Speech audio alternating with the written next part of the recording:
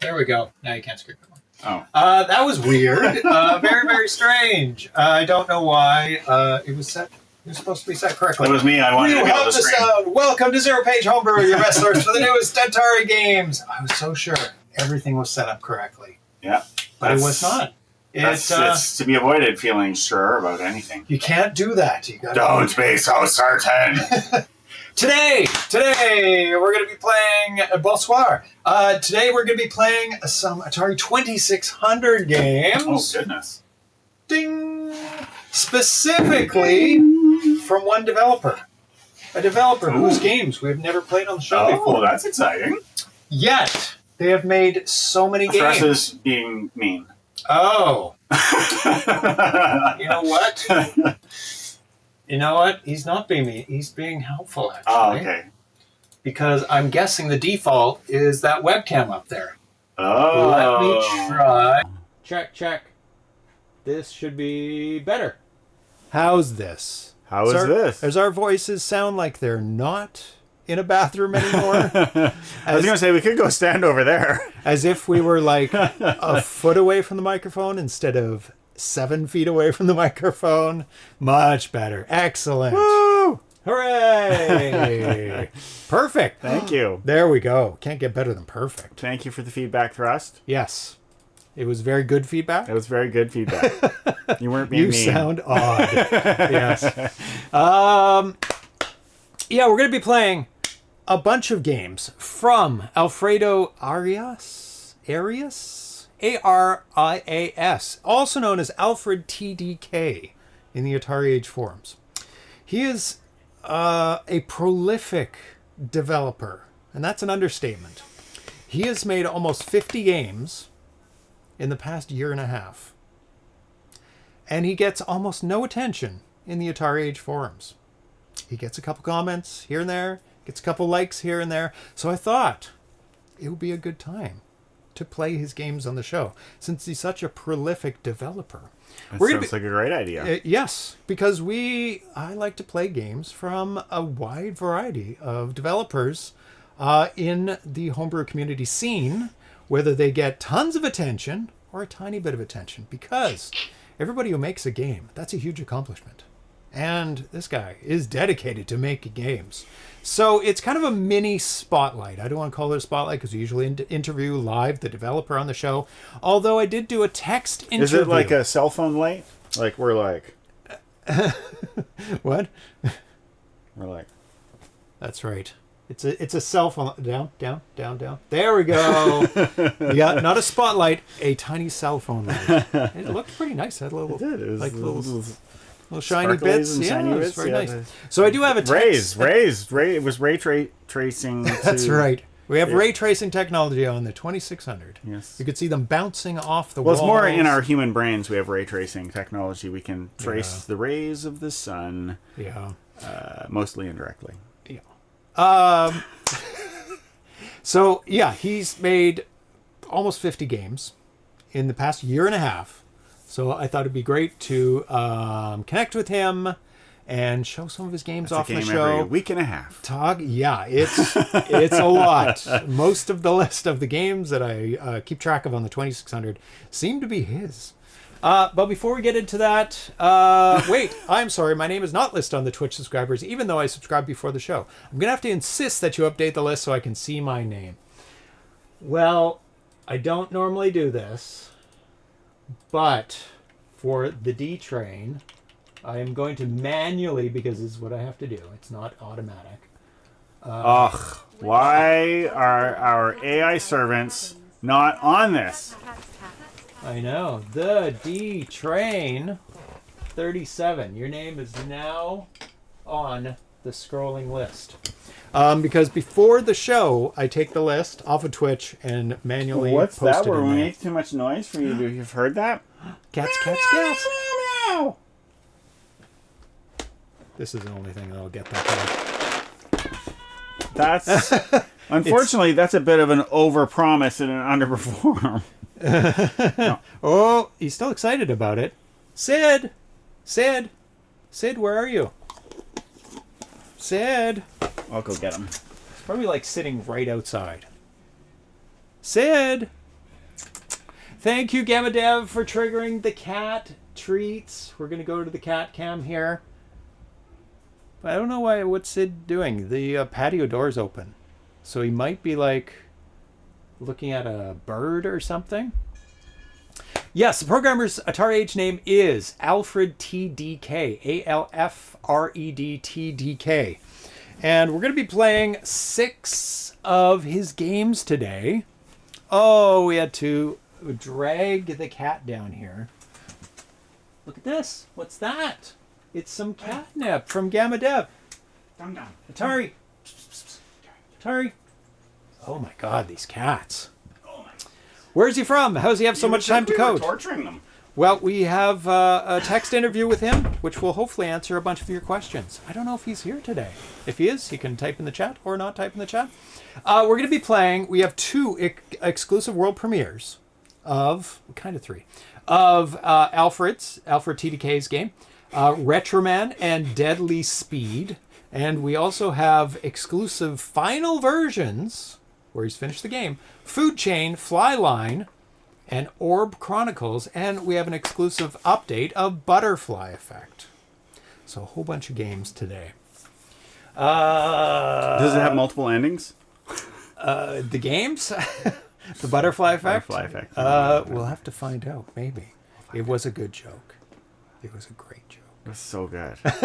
But first, before we acknowledge how great that joke is to its fullest extent, I want to say thank you to all the Twitch subscribers who help support the show. 8-Bit Poet, ABD Official, Alnifer, Atari 974, Atari Age, Bachman 50, BR Poker, Bruno Steggs, Captain Class, Chelstone, Malchilla, Dianoid, Dan FC Dave, M, Dave MC, Drexall, Dr. Mookhouse, MU Dan, Eric Hart, Gamma Dev, Great Offender, Ground Trooper, Johnny WC, Kubido, Coda, Carl G, Krak, Crockwood, Velt for Lambda Express, Manny 17, Mark Yanis, Mark Spacing, Mike Saul, Mike Catal, Miss Command, MK Swift, Mr. Dozarnerwood, Mr. Fix, Nostalgic, Cog, Rar Anschwitz, Raymond Sear, Under Ghost Prentice, VD, Revan Tully, Ricardo Bims, Rodcaster 6 Feet, Smitty B. Spinley, S. Ramirez, Tiki Dan, KT Events, Trek MD, 20, Vex, Rex, and VVD, Double Down. If you want to support the show and keep these cats full of catnip, even though they seem spoiled now and they're like, this catnip thing. I don't know. We're just here for the games. Agree, they were pretty into the catnip. Yeah, it's just getting them to the catnip. Once they're at the catnip. He didn't hear because he was outside, and this one was available. He just didn't know. Okay. And when I gave him, I still had smell on my fingers from the catnip, and he was like, "Woo!" And he permitted me to carry him all the way down the stairs. Oh, he's pretty good with being carried because I carry him a lot. Atari's like, I'm having none of that. None of that. And you can subscribe. He's like, we are going places. I am curious as to where. If you just stand there, he's like, no. And the D-Train subscribed just before the show. Thrust. Oleani Games, Alfred TDK, and Chris Reed should form a company called Active Vision. They are very prolific developers, that's for sure. Okay, so we've got some new oohs.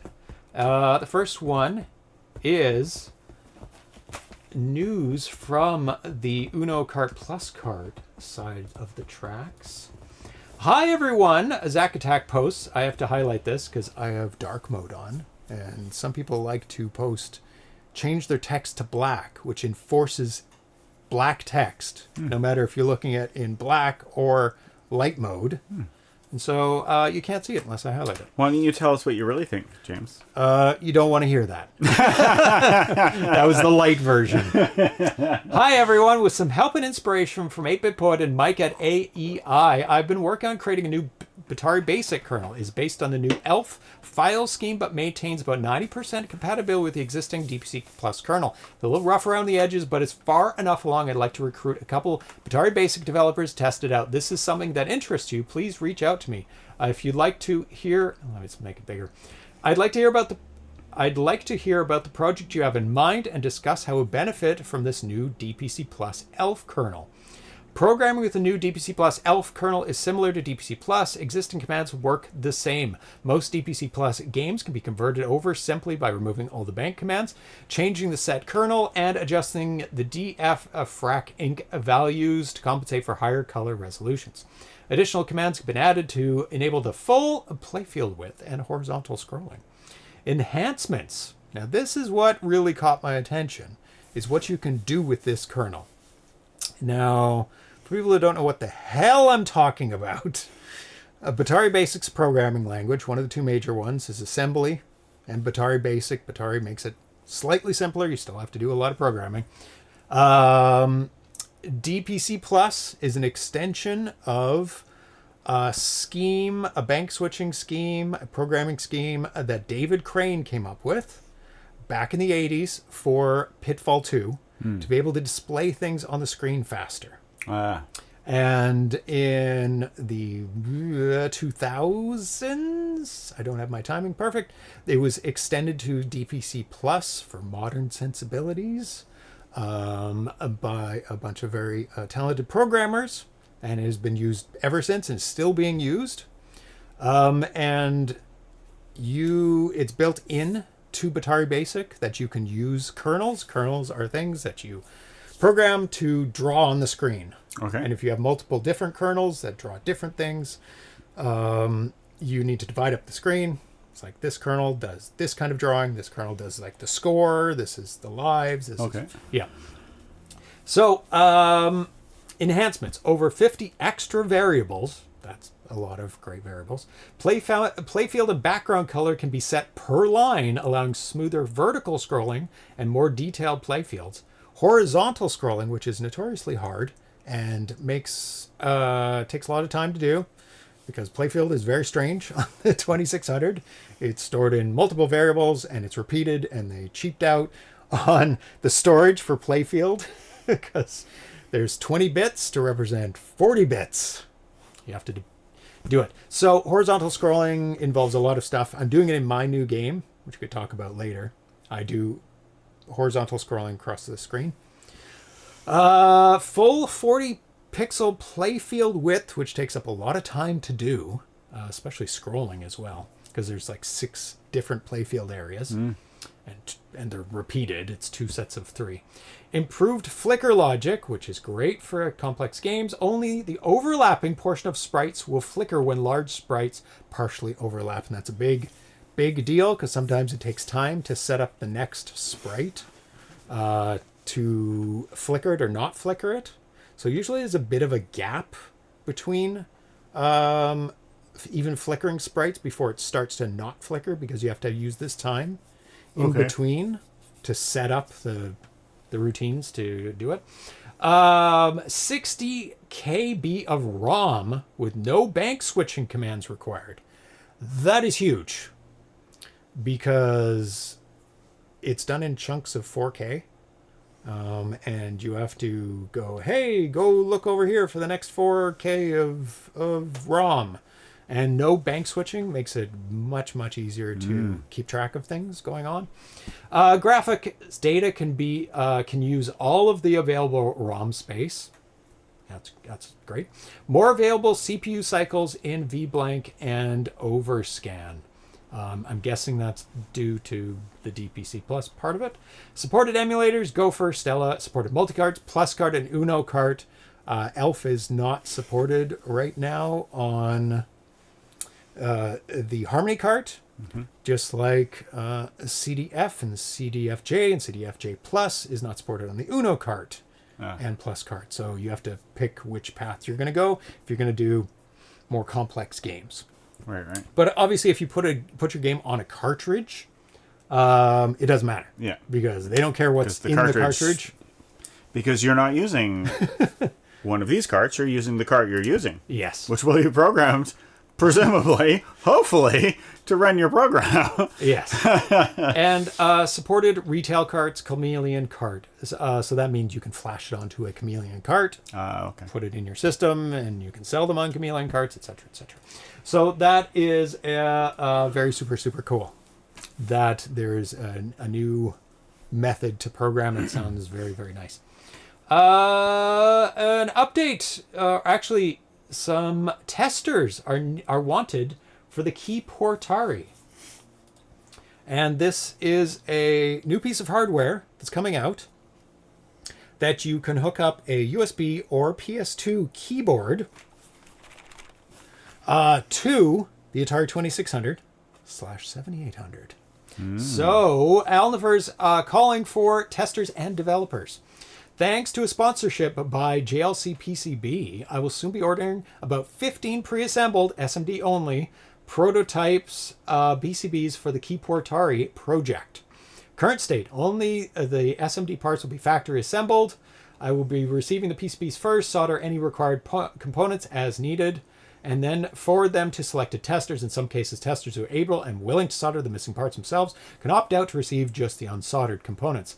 Looking for one or more PS2 keyboards, one or more USB keyboards, so testers who have that. I don't think I have any PS2 keyboards. I think all of mine, I think I have like 3 USB keyboards. Please indicate which layout and language. A variety of joysticks, paddles, and other Atari-compatible input devices. I do have a lot of those. Save key or Atari Vox. I have multiple Atari Voxes. A multi-cart like Uno, Plus Cart, Harmony, or others. I have all Atari Vox, 3 of those. Voxi? Atari Voxi. I do. Yeah, if you gather them together. Before applying, please note the boards will be shipped from me to you. I kindly ask testers to cover the shipping costs for me to their location. I do not have enough parts to fully assemble every board, so please include what hardware you can test and whether you're able to solder any missing through-hole components yourself. Dev plans. If you're planning to develop a game or app that uses the keyboard interface, I mean, you haven't been able to before, so it's going to be a new game or something you've been thinking about for a long time. A new protocol or mapping, a new extension board to support new hardware in-out for a CompuMate or 7800 keyboard, new 3D printed case or enclosure, I guess, for the device itself. For the keyboard. Okay. Yeah. Or mention it. I'd love to hear your ideas. May prioritize dev kits accordingly to apply. Blah, blah, blah. Do that. If you have 4 Atari Voxes, does that give you a barbershop quartet? It could. It could. I was theorizing that when they made the Quad Atari. Because you could, in theory, I think, harmonies, switch between them and go blip, blip, blip, blip, blip, blip, blip, and start sending out things. I'm not sure on that. Yeah, that would be. So if you want to apply for that and you are a developer or want to help out with that, there is the link. And the previous story, the link is there. I always leave the links in the YouTube description. Did you just link twice the same thing? I did. Why didn't it copy? So there's it twice. And there's one once. The next news story is about the Atari 2600 Plus and 7800 Plus, the new consoles from Atari, and the save key support for them. I wanted, Trevor posted this, he's all about the 7800. I wanted to ensure awareness for the 2.0.1.4 update, which was 3 days ago. If this dating scheme of month, day, year, which makes no sense to me at all, because it's unsortable by a computer. I hate it so much. Year, month, day. That's how you should do it. Standardizations, ISO, come on, people. A firmware update as it relates to both high score cartridge saving support and save key support. While the original line of games did not include saving of progress, there are homebrew titles that do, including 2600 games as well. Especially in the case of games designed with 7800 BASIC, where enabling high HSC support and save key support by default is synonymous. Here are a few examples. EXO, all 3 save slots work beautifully as of 2.0.1.4. Load, save, erase. Now, why this is a big deal is because the save key has so far not been compatible with the 2600 Plus or 7800 Plus. So if you've been playing a game that requires or you really want saving, you wouldn't be able to save your game. So you'd have to start from scratch every time. So this now includes that functionality inside the machine itself, so that you don't even need an Atari Vox to save your scores or your progress. So a good example, Harpy's Quest, it looks like it's able to save as well. Stop shaking your leg. Stop it, please. Also, Time Salvo also is able to save. And also Donkey Kong PK as well.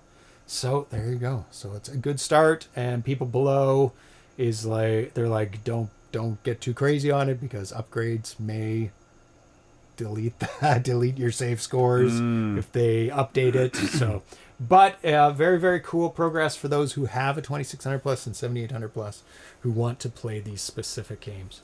Aldefer says, I'm making progress with the Compumate protocol with the keyboard Atari.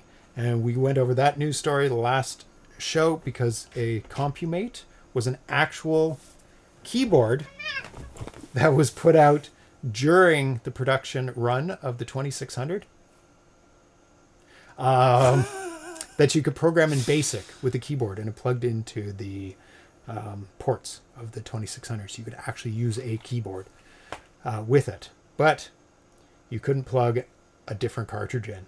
The cartridge was part of the keyboard. And it had like 3 programs, like 2 games or 2 utilities and BASIC. And that's it. You couldn't expand it any further. Yeah.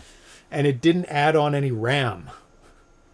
So it only used the RAM that was inside the 2600, which is 128 bytes. So you're not making a big program with that. Yeah. But it had the functionality to be able to save your program to cassette and load it from cassette. Oh. But I don't know, it'll probably take you 10 minutes to type that out because it wouldn't be that big. Oh, it did. I swear I saw and read that it didn't have any RAM. So 2K's not bad at all. It's not great, but it's not bad. Okay. It's not great? In terms Isn't of... it like 2,200 times what was there? Yeah, but you had to write 20, your whole program in that RAM. That's the problem. The smallest games ever made for the 2600 were 2K. And there was only a few. Most of the early ones were 4K. Okay. So you can make games with 2K then. Yeah. The Compumate banking already works with the UCA firmware. Oh, very nice. Very, very nice. Oh, so you'll be able to add the Compumate protocol to the keyboard Atari and be able to use it right away because the banking is working already with the Uno cart. So you'll be able to have full functionality right away. That's really cool. Excellent. Okay, so I've got some interview questions that I asked of our developer mini spotlight today, of Alfredo. And before we start the first game, we'll give a little background on Alfredo, and then we'll get into the first game. So I asked him what his programming background was. Actually, before we do that, we're going to take a look at last year, 2024, of all the 2600 games that were put out. And we're going to look up his name. There are 11 pages of games that were put out? Oh, no, this is 11 No, pages 11 pages of replies. Okay. So if we look up Alfred TDK, and 1 of 52 matches last year. Obviously, it's going to match more than it's going to match his. Let's do this. Let's do at there. 26 matches. That's an accurate list of his names. Okay, so let's go through them. Snowmen arrive on Mars. 1 completed, and the rest are all work in progress. So 1 completed, 25 works in progress. Aztec Labyrinth, The Bee, Bugga Bugga, etc., etc. So there you can see all the highlighted in purpley pink, all of his games that he's been working on. You're like, oh my god, that's a lot of work in progress games. And so let's go to 2025, this year, and take a look at this year's Alfred TDK. 34 matches. So he's actually over 50. He's increased, and we're only in the fifth month. That's 60. Oh, wow, 60. 26 and 34? Exactly 60. Yeah. Wow. I said almost 50, but he's actually 60. Yeah. So there you go. Black Hole Butterfly Factory will be playing today. Flyline will be playing today. Food Chain, etc., etc. Look at all the games. He probably almost makes up the majority of the work in progress games of this year. That is incredible. And let's take a look. He does 32 gig games, 4K, 4K, 4K, 32, 32. Some of the releases from this year, updates from last year, yes, they could be. So yeah, that might be. There's an overlap. Because if you do a work in progress one year, it can still be a work in progress the next year if you make an update. Good observation. Try Oleoni. He doesn't do as many, but let's just do this here. Oleoni. Oh my god. Oh, let's do his title. BR Games 2600. 23 matches. It's not quite as many, but a whole ton. It's right at the bottom there. Oh yeah, you can see it on your screen. 23. So both very prolific. So between them, they would make up probably 80% of the work in progress, possibly. At least 50. Let's say. Yes, prolific. And that's why, and we did do a mini spotlight on the Oleoni as well a couple months back. So it's time for Alfred TDK's turn. So now that we've shown how prolific he is, what is your programming background? Good question. In short, I'm a self-taught programmer. I didn't go to college or university for this purpose. I simply became interested in programming and studied it on my own. The credit goes mainly to the RT website, Random Terrain. And we're talking briefly before the show about that. Earlier, yeah. And we'll probably talk a bit more about that during the show, that Darcy is getting interested. I have some questions. We have answers, especially since Thrust is here. He can definitely answer anything that I am blatantly getting wrong or that I know nothing about. Credit goes mainly to the RT website, which contains a lot of programming information, specifically to courses, because they really were courses, because they posed questions at the end for exercises for you to try. And Andrew Davey was one of them, and Daryl Spice Jr. was the other of the courses. They have multiple sections. I think one had like 15, 16, one had like 30 different sections to go through. Yep. RT website is a treasure trove of information. It's really, really good. It's like a collection of programming knowledge. Which I regularly consult for information, a true Bible for those who are starting out in programming. I consult it all the time for programming as well as the Atari Age forums too. Not to mention constant help from the omnipresent community in the Atari Age forums on basic questions for those who are starting out in programming for the Atari 2600 and other consoles. I also started studying Nano Chess's book to deepen my knowledge of assembly code programming, which I'm also reading in the other room. It's actually a very, very good book. But never in this room. No. Never in this room. Never in only this room. In that room. Only in that room. And it actually has some pretty good games that he is, like example games that he's put in the book. So I would definitely recommend. It's a pretty recent book too, and I'm thanked in it. Ding. Ding. I don't know, referenced, let's say. I don't know I can't remember if he thanked me or not. But yeah, Nano Chess's book, Oscar Toledo, I believe his name is. Oscar Toledo Gutierrez. Yeah. So we will go through these answers as we play the games. And we'll get to the next one after this first game, which is Retro Man, which is an exclusive world premiere by Alfredo Arias. So here we go. Exclusive world premiere.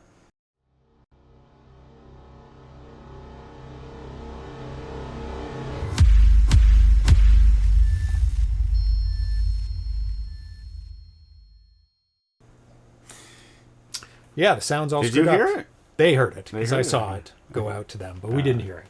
Yeah, I'm going to have to look at this sound. I don't know what would have done that. Well, we'll find it. Okay, time to switch over and play a game. And Darcy's going to be on the controls here. And I'm going to read a bit about the game. We go down to the date? Yes. Don't load it just yet. Which one are we going to load? We are going to be loading Retroman. So close a bunch of informational pop-ups. Okay, Retroman is very new, May 6th. This is the build. It's a 4K game. Alfredo says it's a hybrid endless runner with Moon Patrol. It currently has only one obstacle. This is a work in progress. But I intend to add other challenges for the Golden Robot.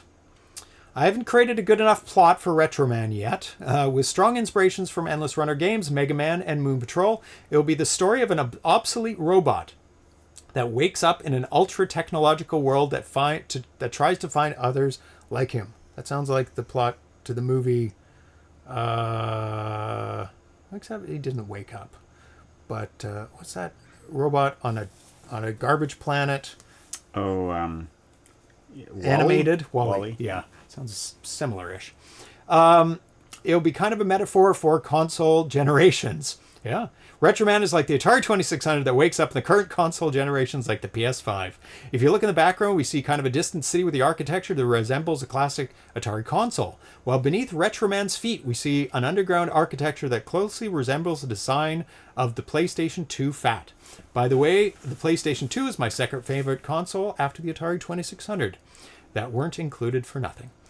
In Retroman, I added a life system, modified the playfield, and added the game over screen. This to the update that he sent me earlier. And finally added a gallery of robots to fight Retroman. The game is not perfect and needs many improvements that will come over time in the next builds. Okay. My wife pointed out that the intro earlier, I guess she was right. It did look like a console. Oh, okay. For the character on the screen. Okay, go for it. I have a question. Yes. What is this text being created? Is it? That's a good question. It's not playfield. No, playfield is quite chunky. Yeah. Playfield is like 4 pixels. It's like chonk. It's super chonk because like there's chonk. only 40 across. It's like super chonk. It's like the lines. Atari is playfield and Sid is whatever this is. Yes, those are player characters. Okay. I suspect the things on the side are playfield because it's it's chonk. Yeah. But this is interlaced. So I know it's interlaced because 2600 doesn't do interlaced, but yeah, because you can see it you there. can see it. It's not as visible here. It's not really visible to me here. I mean, I can see that there's movement, but okay, so how could it be so wide? Is the R a player? So 8 pixels wide. Yeah, that's all you get with a player. Okay, and so is it the player, and it keeps changing all the way along? Yes, it's updated all the way along. Now there's 2 players, and so you can update one, the other, update one, up the other. Blah, blah, blah. Well, one's drawing, update the other. One's drawing, update the other, and then it uses 2 frames. Yeah, to get you extra resolution. Yes, and you to get extra width and extra resolution because it's offsetting. Mm-hmm. There's different ways to do it. What's the screen they're talking about? Oh, it's the one we're looking at. Yeah, sorry, I am talking about the Harmony screen. The Retroman 4. I was not clear. I apologize. 4.0 up dot base dot bin. He's like, how can you do that wide? How is it so detailed? The Harmony menu. Okay, so let's load it up. But yes, that's the basics. There's more to it. Yeah. So R-Man, go for it. Ah, it's very loud. So you're getting points by jumping over. Oh, you got stopped. But I don't feel as though I accomplished none of the buttons I do. Pressing up. Yeah, I have no instructions for this. The back and forth, I have no control over that. Okay. So you have to time it while going forward. No. Okay, so you died. Oh, there's the console I at the think top. I figured it out. Oh, okay. So you're able to go back? Yeah, because I think what it is that you are going forward Oh. on a conveyor belt. And so you can, if you go forward... Okay. I don't know what's happening. That was a bad guy, but you failed to jump over him Yeah. multiple times, so you died. I'm not sure if you can shoot him or if you're just supposed to jump over him. So lives are on the bottom left, then score, so you have 2 lives left. I don't know why I am are going you back and sucking now? forth. Because You're doing really well. Yeah, by doing one strategy and going to the back and jumping.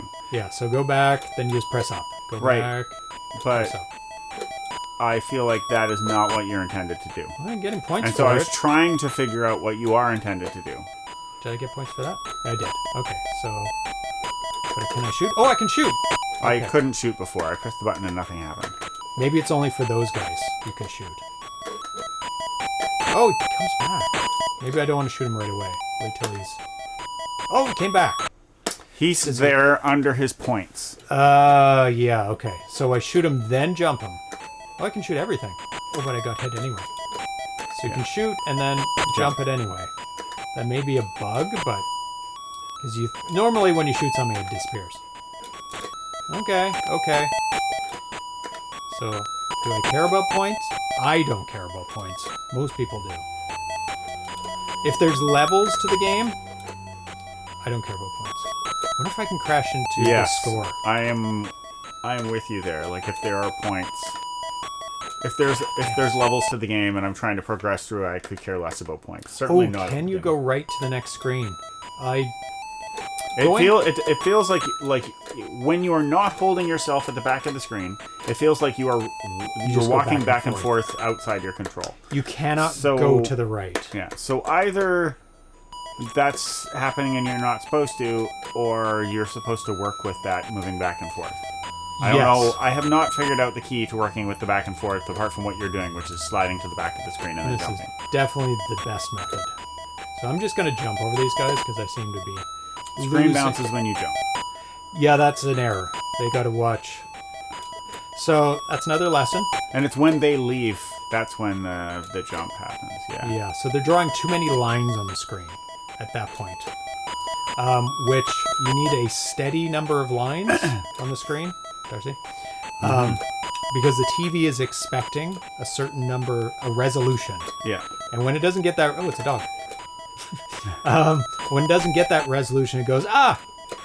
Especially on modern TVs. On older TVs, it's like, I'll deal with it. It's fine. It's fine. Okay, this brings me to one of my questions, Yeah. which I'm going to say Oh, do now. you have this written? Up? I have questions. Oh. There's so many questions. There's a bee thing. This is a bonus question, but whatever. Okay, Oh, lots of enemies. so you have... There's like 30 lines at the top and 30 at the bottom and some amount at the side. Yes. And in theory, you could draw there, but TVs can't. You won't be able to see it. Right. So has anybody made an interface like an emulator or the equivalent of an emulator so that you could draw there? Since the Atari's happy to do it, but it's only the limit of the television that keeps you from doing it? And it would because if it did, you would have like an extra 60 lines and you would have whatever this is, and the Atari's already spending its time there anyways. If you want to give up all the logic in your game and But just draw. But you can do logic while it's on the screen too, can't you? Not much time, let's say. There's a tiny bit of time. All right. Unless you want to draw the exactly same play field all the way down, or the same player characters like all the way down the screen. Okay, couldn't you? But let's Given go that back you to can make it the size that you want, couldn't you make it big and then also couldn't you, what I'm saying is, couldn't you expand the desktop space, so to speak, the resolution of your screen, Right. and because you're not limited by a television anymore, couldn't the Atari do that? Could you in fact do a bigger resolution, and then if you had to, you could. Now, what I was talking about, expanding it into that space, if you did it that way, it wouldn't break existing games. because they already have that space. Yeah. But what I'm talking about now would break existing games. But could the Atari do it? Could you expand its desktop, so to speak? Yes. I get it. And is there a reason you couldn't do that? I mean, it would lower your frame rate to do it. Ultimately, no, well, the TVs expect you're getting into a lot of questions here. Let's start from the Let's start with the basic ones. Well, you're adding so much more complexity. That was every a sentence you say. Ignorance. Every sentence you say. I'm very ignorant. And that's fine. So that's where the best, most ignorant questions come from dumb people, and that's me. The TV. Let's say the TV can. I'm gonna answer this either wrong. Thrust has given an answer, but you go ahead. Yeah. I think the 2600 is your limitation. It is expecting certain things. Okay. Like the playfield can only be drawn in a very specific spots. Okay. And I believe the players can only be drawn in very specific spots too. Okay. Now the background, I think, can bleed over into those other areas. Trust says you could do any height, but the width is fixed. What about with the background of the screen? Does it bleed into the left and right sides? No, it bleeds a little bit further than... Maybe not. Yeah, the height. Yeah, it makes sense for the height because the TV will just keep drawing. So what you could do is you could design it for a widescreen television that you have to turn sideways. Yep. And have this very long... Tate mode. Yeah. Yep. You could do no background, no background is same as width. Same as the width. Okay, so width-wise, no. Height, yes. And some people... Okay, I think we've exhausted this game. Because I've jumped over a lot of things. It starts auto-playing. Yeah. It doesn't even wait for me. It's like double couch compliant. You don't even have to touch the joystick and it just keeps playing. That's funny. He asked... Okay, a thing he asked... I'm just going to mute this for a second. He did ask us to suggest for his games. Okay. He's very open for suggestions of what to do. One thing I would do on this is I don't understand the back and forth. I don't understand it, but when I say I don't understand, I agree. Like, I don't understand it, but I'm not objecting. No. I don't understand the purpose behind it, and understanding the purpose behind it would...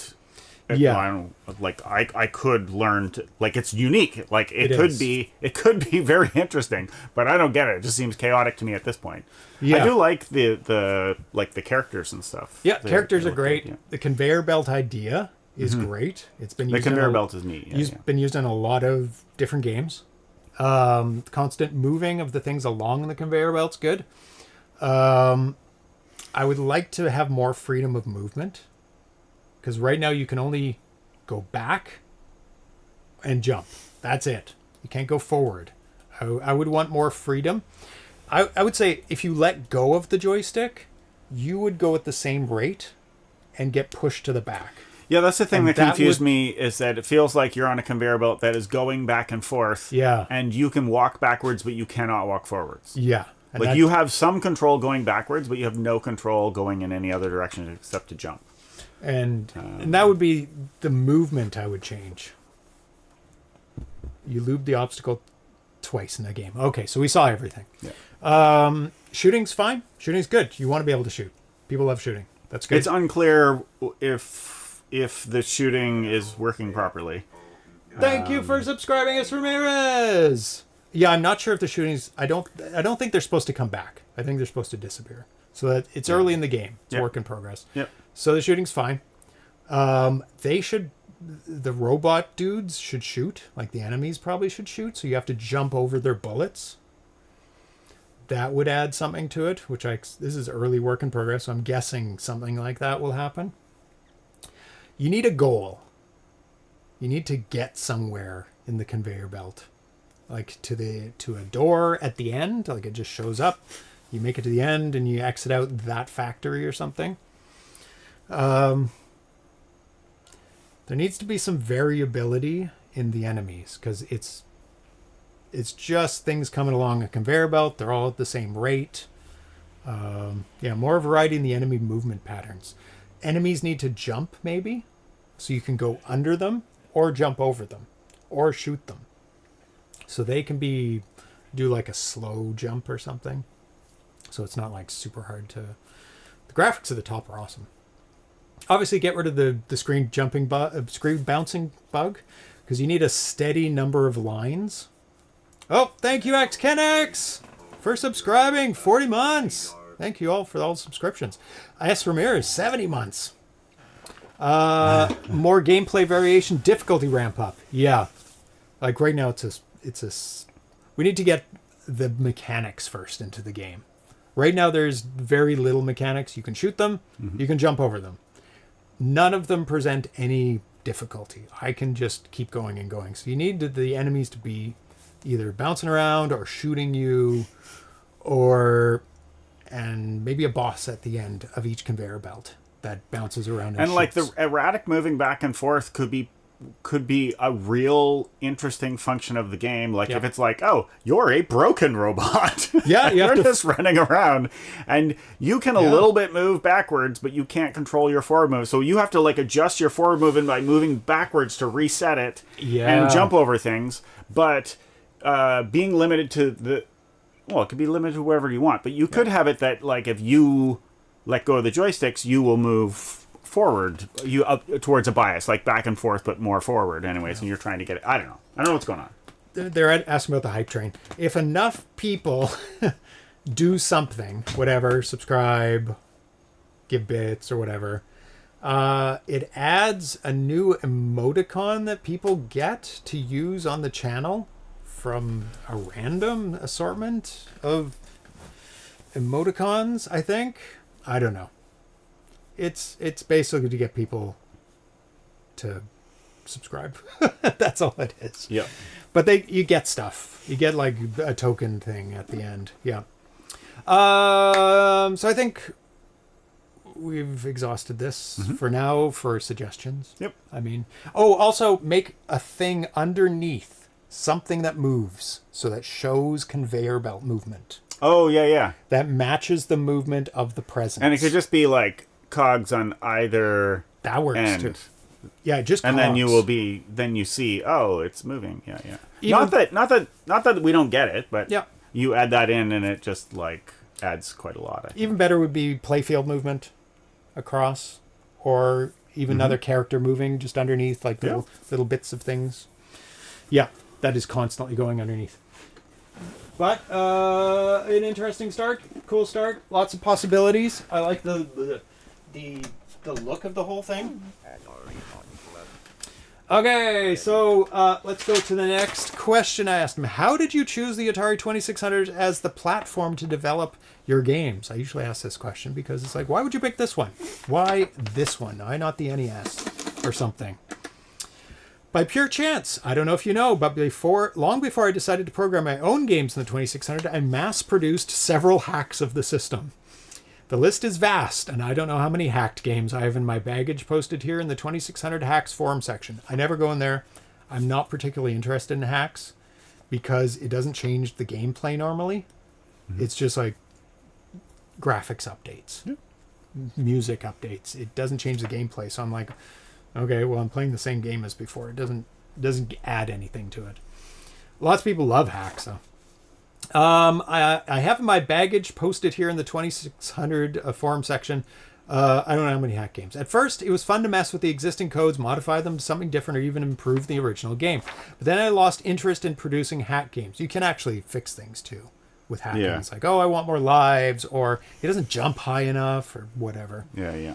Not that they're fun to play. I love 2600 hack games, and because no matter how much I change the code, it will always be the original game that controls everything on the screen. There's no way to escape that. Nope. Psst. Sid, you're a bad cat. Play some music, buddy. Nope. It was at this moment I felt the desire to create games from scratch, having their own base without relying on old codes for this. Why did I choose the Atari 2600? Because it's simply my favorite system. The Atari 2600 was my first console on Christmas '84. I believe that most programmers have a similar story, having the 2600 as their childhood console. And because it's cool to create games on the 2600, I think it was everyone's dream back then to program their own games for the 2600. I never imagined that one day I will be able to program my own games on the 2600. I consider it a dream come true. And I think that is a very common thread for a lot of 2600 developers because they grew up with this. Next game is Deadly Speed, not Savannah. This one? Yep. Oh, wait. And this is an exclusive world premiere. Oh.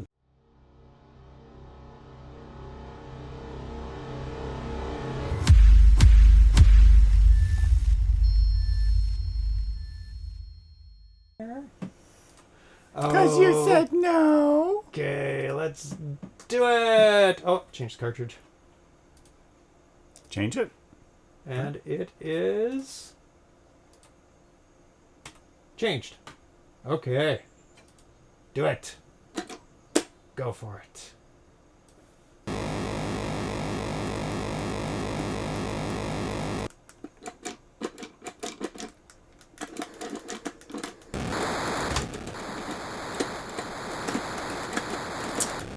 Okay. This one also has screen jumps as well.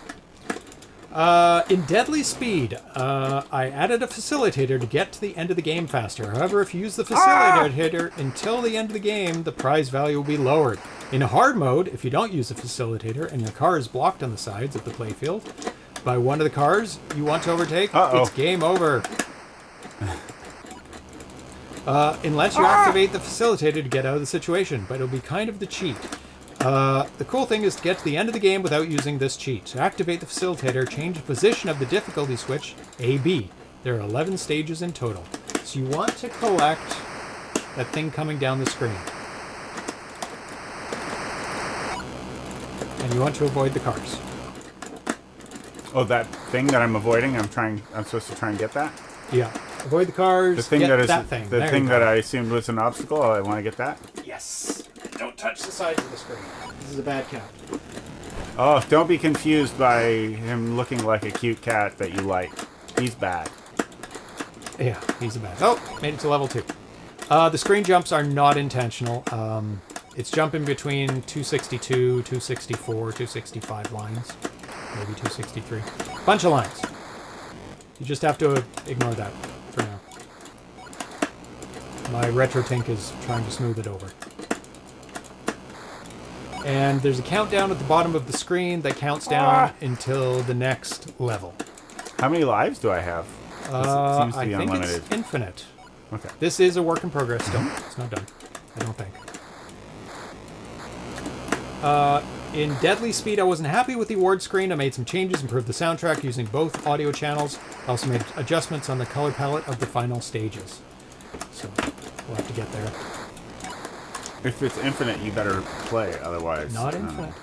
What? 11 stages. There is a winning screen here. Yeah, I meant infinite lives. Oh, yes. That I will eventually get That's there. That's true. No matter how badly I play. Obviously, you need to get rid of the screen jumps. That's a big problem. Because it looks terrible. It's jumpy. I like the scrolling stuff on the sides, which the jumps are kind of masking off. Like the boulders that you have to avoid on the sides of the screen. Thing that you have to collect is definitely made by the ball, because here's another lesson for the 2600. The ball and the playfield share the same color. So you can see as the ball goes down the screen. Oh my God. That changes to the color. That makes sense. That's part of actually why I thought that it was to be avoided. It looked like obstacle. Oh, yeah. I would have still avoided it, because you avoid stuff. That's how you play games. Yes. By not hitting them. Avoid all the things. So, but also, yay. it's, the jumpiness is what you said, but also the side terrain moves but then resets. And so the ones at the spot are narrower and the ones at the bottom are wider, which I assume is perspective. Yes, that's right. But it's hard to tell because it's jumping. And because it doesn't slide all the way down the screen. But it would be better if those moved down the screen and just changed size as they got lower. And I think they might And I think you can do. Yeah, it might just be I also think that might be what they do already. Yeah, which is a very clever way of showing perspective. Yeah. And you can change the size of the car, too, to help with that perspective. And it looks like they used double width on the sprites, as you can make them single, double, or quad. Actually, it might be quad. Yeah, maybe it is quad. Quad-size sprites. Which makes them huge. But sometimes you want your sprites. I'm calling them sprites, even though sprites the word did not exist, as they did not use the word sprites back when the 7800. We called them player characters. Yeah, but now everybody calls them sprites. So I'm gonna call them sprites. So there's 2 sprites on a 2600. And you can see that the cars are being used as the 1 and 2 sprites because they are different colors. Thrust said, the scrolling of the side is wrong. Hammer's Dev said, I once had a card that drove like that.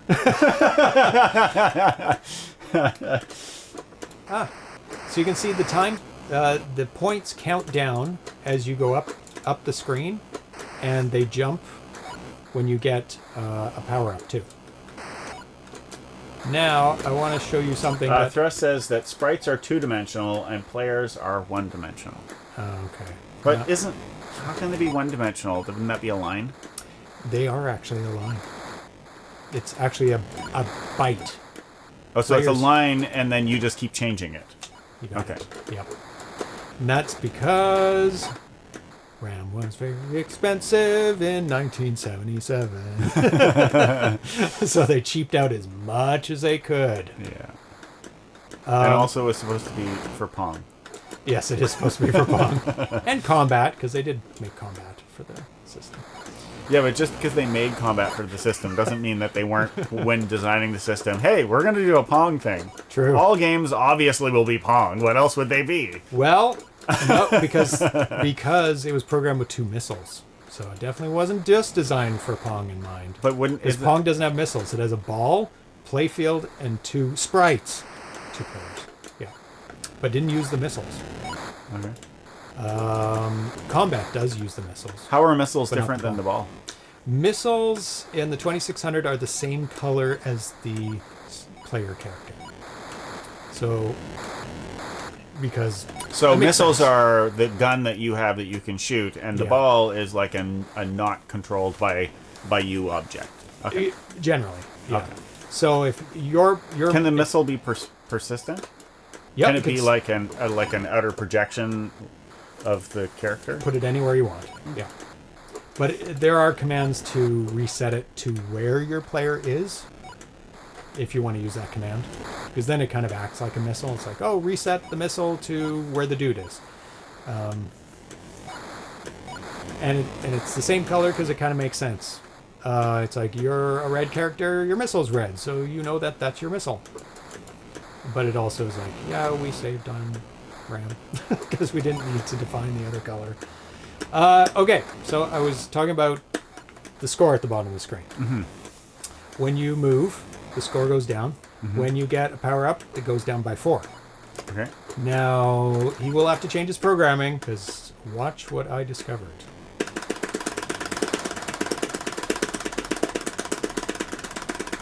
And the score is the thing, when you get to 0, you get to the next level? Yes. Now, he programmed it so it counts down as you move. Uh-huh. But he programmed it so it counts down immediately when you move, rather than after you move an X amount of length. Yeah. So, and he starts moving as soon as you press the button. So, if you press the button a lot, you cheese the game. And you also avoid the enemy, because he never comes on the screen because you're not going fast enough or slow enough. And you can alter your... So you can easily get to level 11. And that's why the show is very valuable. Because we find out things that I like cheesing games. I like to try and find out the cheesing of the game, because sometimes it's a thing you want to get rid of in a game because it kind of ruins the game. And this is one of those things. And you can also steer while you hammer the button, and it gets It's even partly, faster. it's partly because you don't eat cheese and you miss it. That's right. And I have to get my cheese anywhere I can, and I get them from games. So it's a pretty straightforward game. Get to the end. It's a racing game. Avoid the crazy other car that's driving super erratically. Get the power-ups. Okay, this game, I'm going to ask a question based on the infinite scrolling upwards of this game. Oh, yes. Scrolling. Scrolling's a big thing. Okay, so side-scrolling is difficult. Yes, more difficult. It's difficult because the P, F, 0, and 2 are backwards, right? That does make it more challenging. Is it because you can't just increment it? Yes.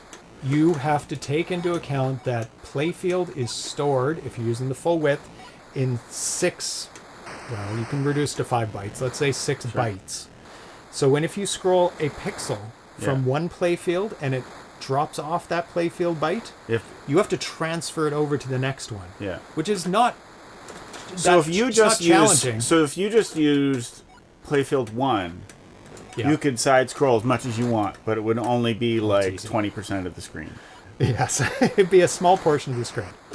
Okay. So you could have a little portion that goes. So if it was scroll. you're like in a spaceship and you just have this narrow window to look out. Yes. And the rest of it is the inside of your ship. You could side scroll as much as you want, and that would work. Yep.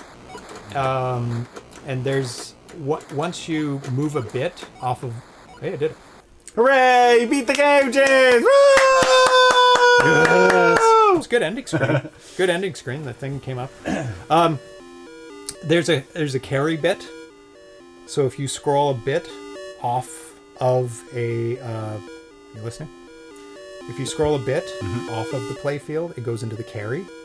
So you can wrap it around and add it back in because it's stored somewhere. Right. Yeah. And that's how you move bits from one playfield area to another playfield area. By observing. Okay. You don't even have to know it scrolled off. You can tell if the carry went to on. So when there's side scrolling, it's always It's chunks. So is it possible? So if you just used playfield 1, you could have it smooth. No. No, why not? It's still chunks. It's a static spot on the screen. But why can you can scroll up and down smoothly? Yes. But it's still chunks. So Nope. That is smooth. That's 1 pixel at a time. Because you're drawing one line at a time on the screen. Oh yeah. And so why is it so your like the vertical resolution is higher than the horizontal resolution? Yeah. So a lot of people use that to their advantage and change the game so if there is scrolling, it's upward. That's why you see a lot of upward scrolling games. Gotcha. Thank you, Nostalgic. Woo! And for us, you're saying the scrolling is always 4 pixel at once. Yeah. Horizontally. Chunk. Because the playfields But vertically, it's like higher resolution. Because playfields are always in the same spot on the screen, horizontally. So if you move 1 pixel, it goes chunk, chunk, chunk. People have experimented with playfield, trying to move it 1 pixel at a time. There's been limited success with it. And it's very limited in its abilities and applicabilities. So it's been abandoned because it just doesn't work. It doesn't work well. They've been able to move it little bits, but it's very, very hard to deal with. And so that's just went away. Junior Pac-Man, a perfect example. Junior Pac-Man in the arcade is a wide map that goes off the screen and you scroll the big maze. Oh, yeah. On the 2600, they went bloop vertically. And that's what I'm going to do with my Windjammers game. It's in the arcade. It's a horizontal game. On the 2600, I'm going to make it a vertical game. Not because I scroll it is because I have more control over the resolution vertically for playfield. Horizontally, it's in big chunks. Vertically, it's like... So you sometimes want to change your game to fit the playfield requirements. Sometimes it's better to be chunky, wide. Sometimes it's better to be more resolution high on the high side. So he just sent over an update, kind of a sequel to this game called Deadly Speed Savannah. And this is a DPC Plus version of the game. The other one was a non-DPC Plus. So this has enhancements, so he's able to do more on the screen in less amount of time.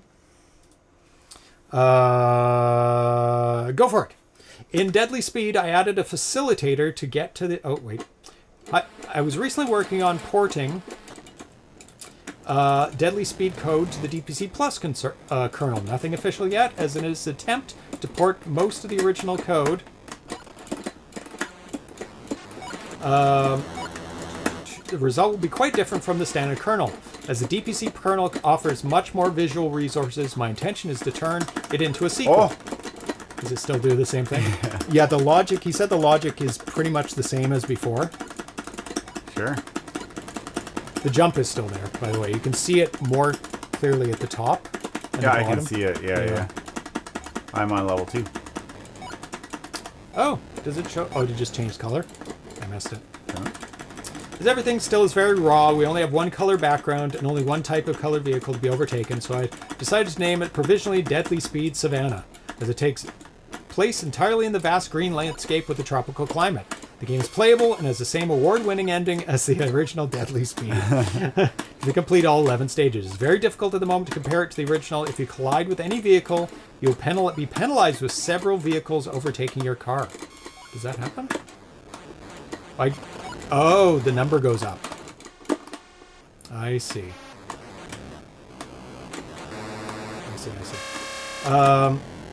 Version in the early stages.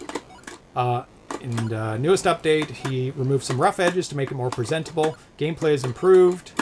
The DPC version also includes a cheat feature. To disable it, just change the position, difficulty A-B switch. So it is essentially the same game, except with... You have mountains and a nice sunset at the top. And he's able to do more in the game. Although he took away the sides, which I think might have been a mistake. Because the sides give a perspective and the effect of showing that you're moving. So I think he should bring back at least stripes on the side to show that you have movement. Sure. Because right now it looks like you're just moving around. Right. You have more of a feel for it because you're pressing the button and accelerating, right? Yeah. But visually, it doesn't look like you're moving. It looks like you're kind of floating, like pressing the button to float up. And to be perfectly honest, I wasn't sure if I was jetting up a canyon the first time, and this feels the same too. Like the wheels on the side look like rockets. It did not make it less enjoyable. Oh, the visual. You know, me thinking that I was in a little rocket pod was fun. Well, that is what I thought was happening. Yeah. It wasn't until this one started I was like, oh, it's cars. Okay. Yeah, because you could be in a pit going like completely vertical. That's what I thought it was. Out of a big pit. Yeah. Big old pit, because there's the mountains and you're like in a canyon. Yeah. So I think... This one looks more like it's cars racing for some reason. So putting this like things on the side, like changing the playfield color every 4 lines so that it gives an illusion of movement as the, say, red stripes on the side of the road go by, then that would show that there is some movement, especially if you made them go faster when you press the button, made them go slower as you let go of the button. And that's what we're saying for the conveyor belt too. You want something that shows a sense of movement in your game. Yeah.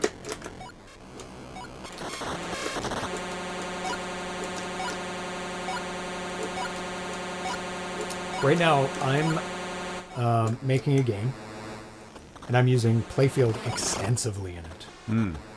Both. And I'll tell you this, I'm moving the playfield horizontally and vertically at the same time. That's exciting. It's quite exciting. Not many games do that. And I was drawn to this. It's a port of a game. I'm not going to tell anybody what it is or anything because I want it to be a surprise when it comes out. When I post the first work in progress. Yeah, it's a bunch of horizontal and vertical movement, and I have to combine multiple playfields together to make one playfield and display it on the screen, and then combine another set of multiple playfields every frame. So it's quite challenging. So nothing that I've done before on the 2600. Not that I've done a lot, but I show that sense of movement too by moving the playfield, and I have to deal with the horizontal versus vertical resolution. So that right now I'm debating whether, because I'm moving horizontal and vertically, I'm debating whether to move the vertically in chunks to match the horizontal, or move the vertically smooth and move the horizontal chunk. But they would be like smooth chunk, smooth chunk, smooth chunk, right? Does that work better than chunk, chunk, chunk, chunk, chunk? I don't know. I'm going to have to try both, maybe, to see. If anybody has opinions on that, whether they think that here's the two things. Chunk, chunk, chunk, chunk, chunk. Like that. Or that is better. Like, just I mean, instincts. the way you did it, the second one was better, but I don't know if that translates to on screen. I know. It might be that you're doing something subtly different that I prefer. Or... The cats are on the loose. Cats, get off. Get. Come here. No, you guys stay here. You guys stay here and have fun. It's not a treat.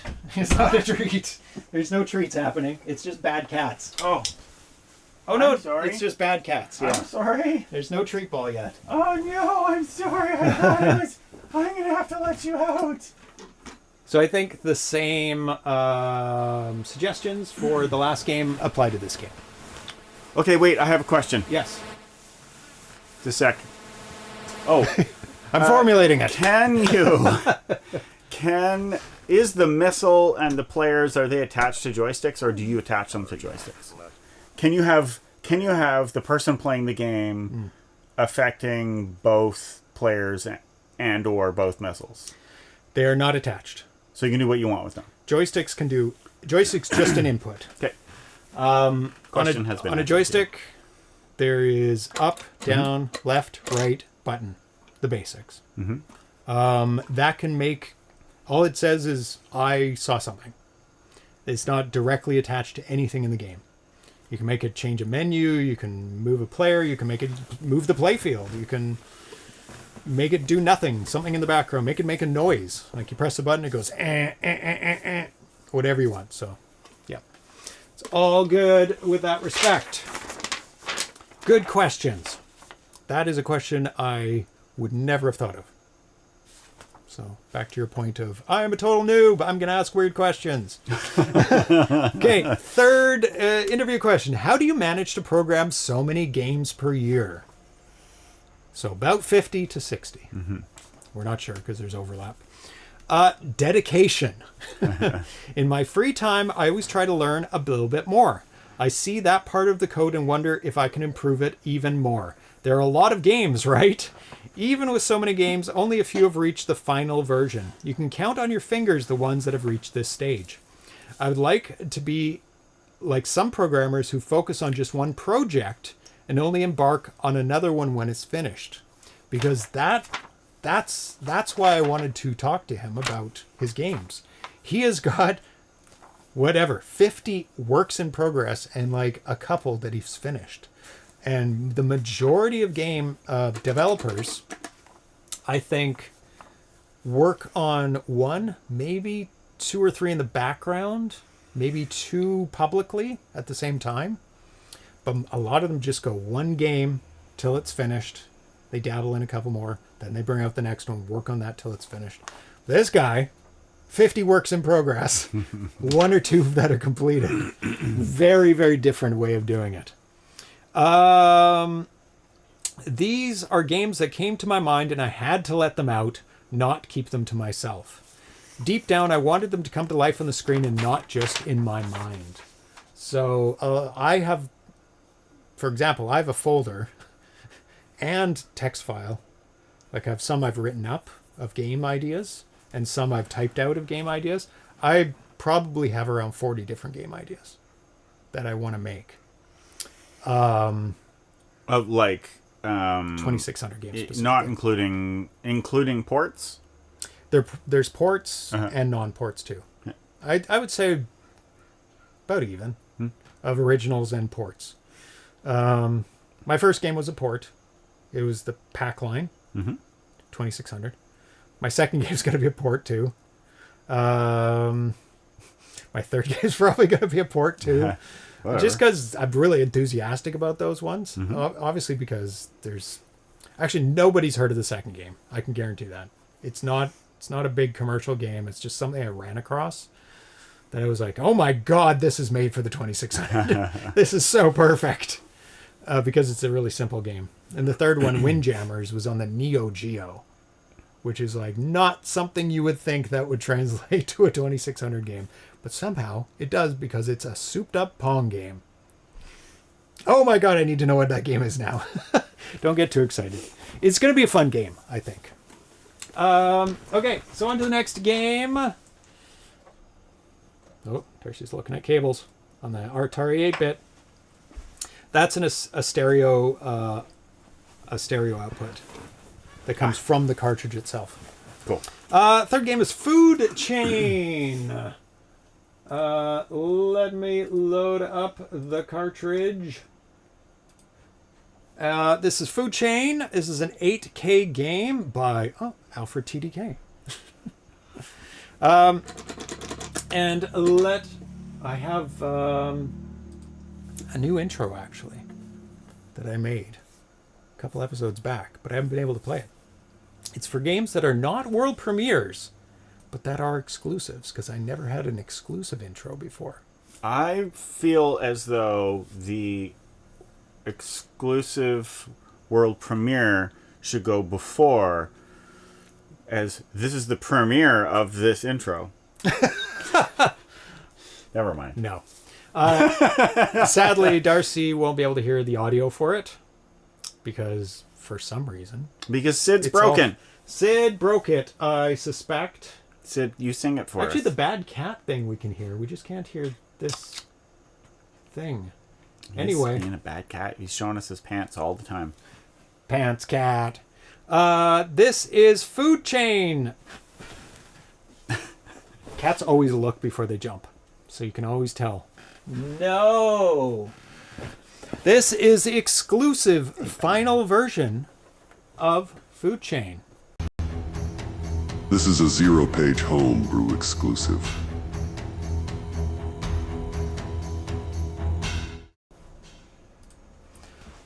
Darcy did hear it. I did hear it.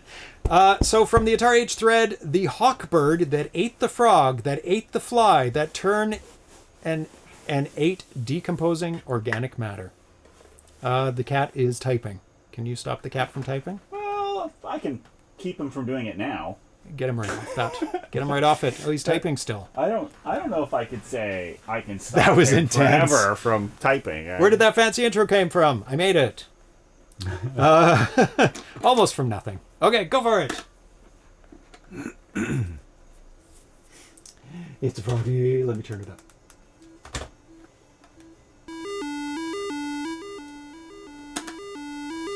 So, he was inspired by Frogger. I lost very quickly. So it's got a nice intro screen, title screen. Oh, no, it's not.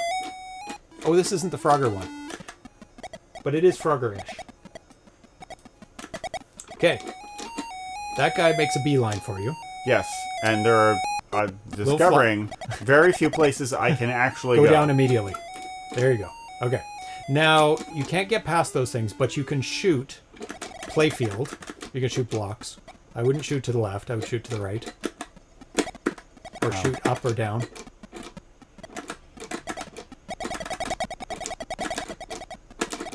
you have to be facing it to shoot it. Or push in the direction and shoot. Oh, I see. I think the exclusive banner night might need some thunder and lightning. That might put it above the... Oh, there you go. There you go. And get those flies. I like the movement of the flies. Very random, but very slow. Oh, don't shoot more. He's going to get in there. There you go. Oh, it's just those middle ones I can't do. Oh. You should be able to. You did the one below. All I can tell you... Or are you eating them? Nom nom. Oh, you're eating... Are you eating them? Or are you shooting them? I don't know. There's another fly. Better be careful. The guy's going to come for you. Go back up. Go back up. Oh, now they're in a dangerous spot. Might need to lead that guy over there. Nice. Thank you. Always let me know if the game audio is out of sync because...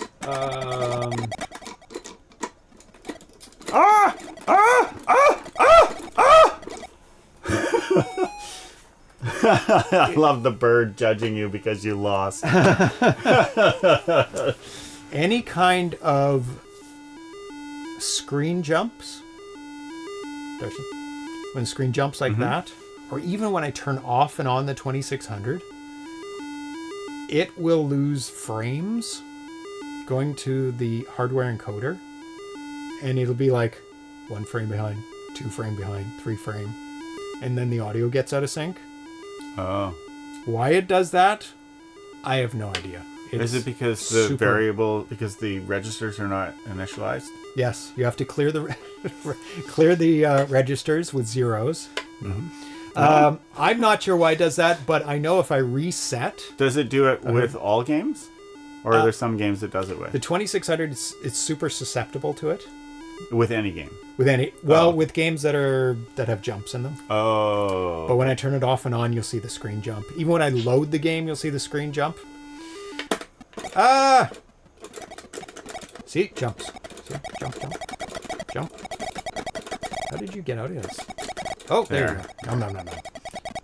I wasn't able to eat those ones. I don't know why. I just went up to it and ate it. Yeah, I saw that. There's no need to brag. I just went up to and ate it. It was no big deal. It's no big deal. It's super easy. I'm very effective and you're not. Ooh, should I destroy that? Probably not. No. So interesting. The game gets kind of harder as you eat away things because you have less places to hide. How am I going to get... I think I need to get him over here now. Down, up. Get that. Up. Oh, no. Run! Luckily, he's slightly slower. Yeah, luckily.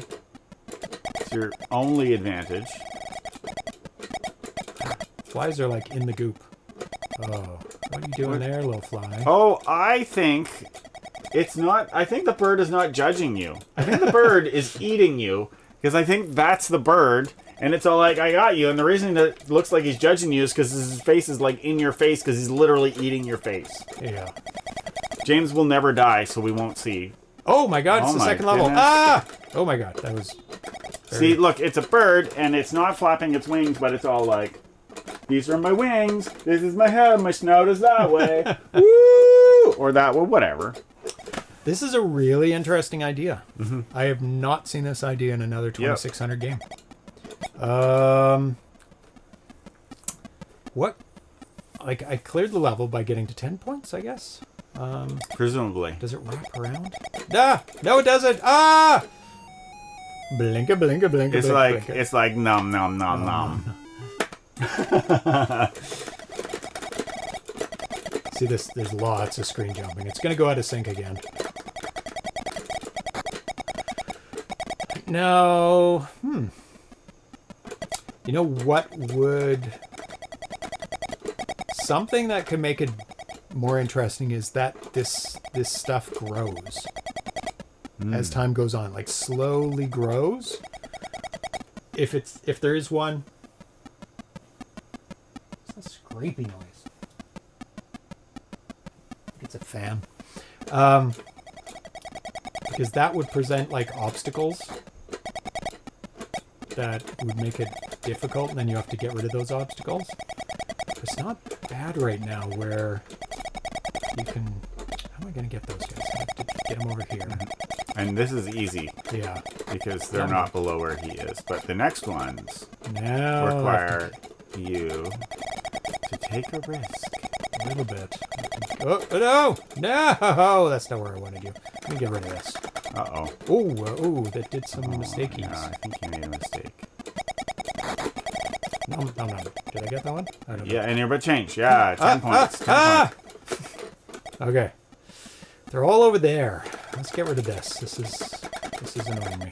Can you eat your way to the other side of the screen? No, I tried to wrap around. Ah, but you can get to the outside of that. I can.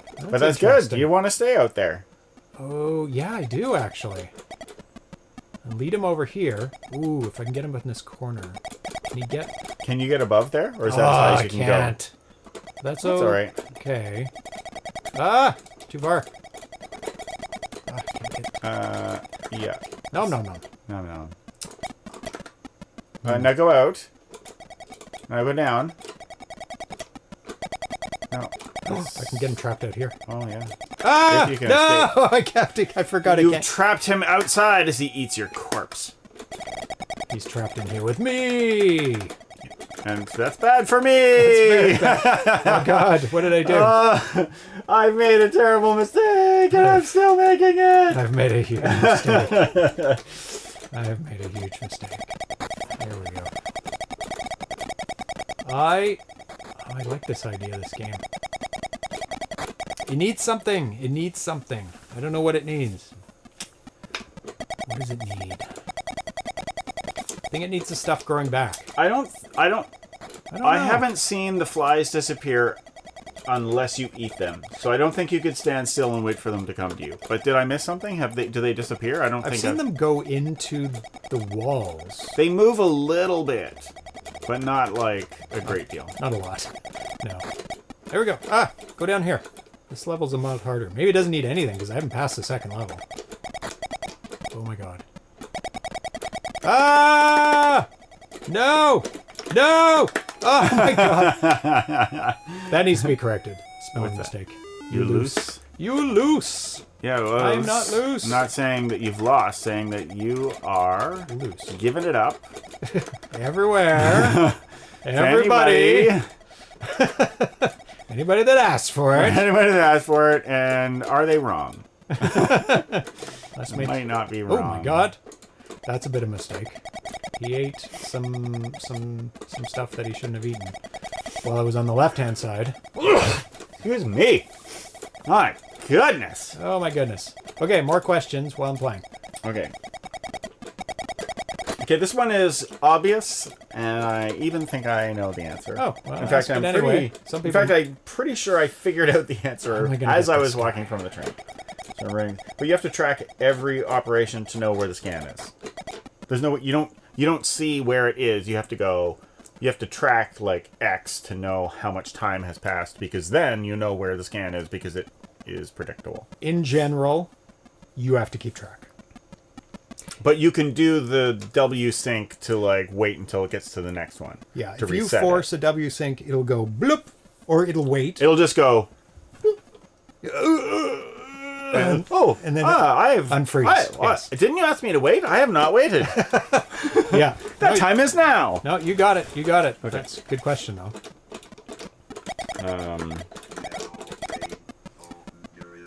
Thank you for subscribing, Ground Trooper. Okay, there's another one that 69 months. Nice. Oh, yeah.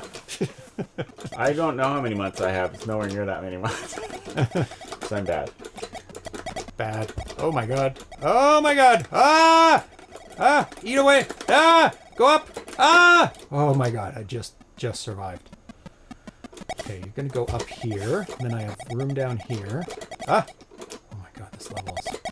Ah! Ah! Ah! Ah! Ah, there. Yeah, I don't see why you're breathing a sigh of relief. You're. Well, you could go up. I only have 3 flies in this level. Go up. Yes. Trap over here. And then. Oh, that's good. That's not even what I meant, but it worked. Hey, I got him out of the way. Yeah. I only see 1 fly. Where's the other fly? Up there. Oh, I see. Yeah, it's the other fly. Maybe Oh, it's wait. not one No, at a you time? should be able to see it. I should, but I don't. Ah! It's only one fly at a time. This is nice. This is a Now? nice rounded area that I can Ryan? die in. 15, I'm doing better. Score is harder to read against the background. I think you're right. Adding lives would, but it would reduce the realistic nature of it because frogs are not cats. They only have the one life. I kind of like the one life. It makes it super, like, you're scared. You're scared. You could actually have extra lives, though, because the thing about frogs is that they are not solo. There's so many of them. There's a lot of frogs. Should hear them when they get talking. It's like, Oh, yeah. oh my goodness. They got They got a lot to say. Nom nom nom. Nom nom nom. Ah! Uh-oh. It's okay. I wanted them.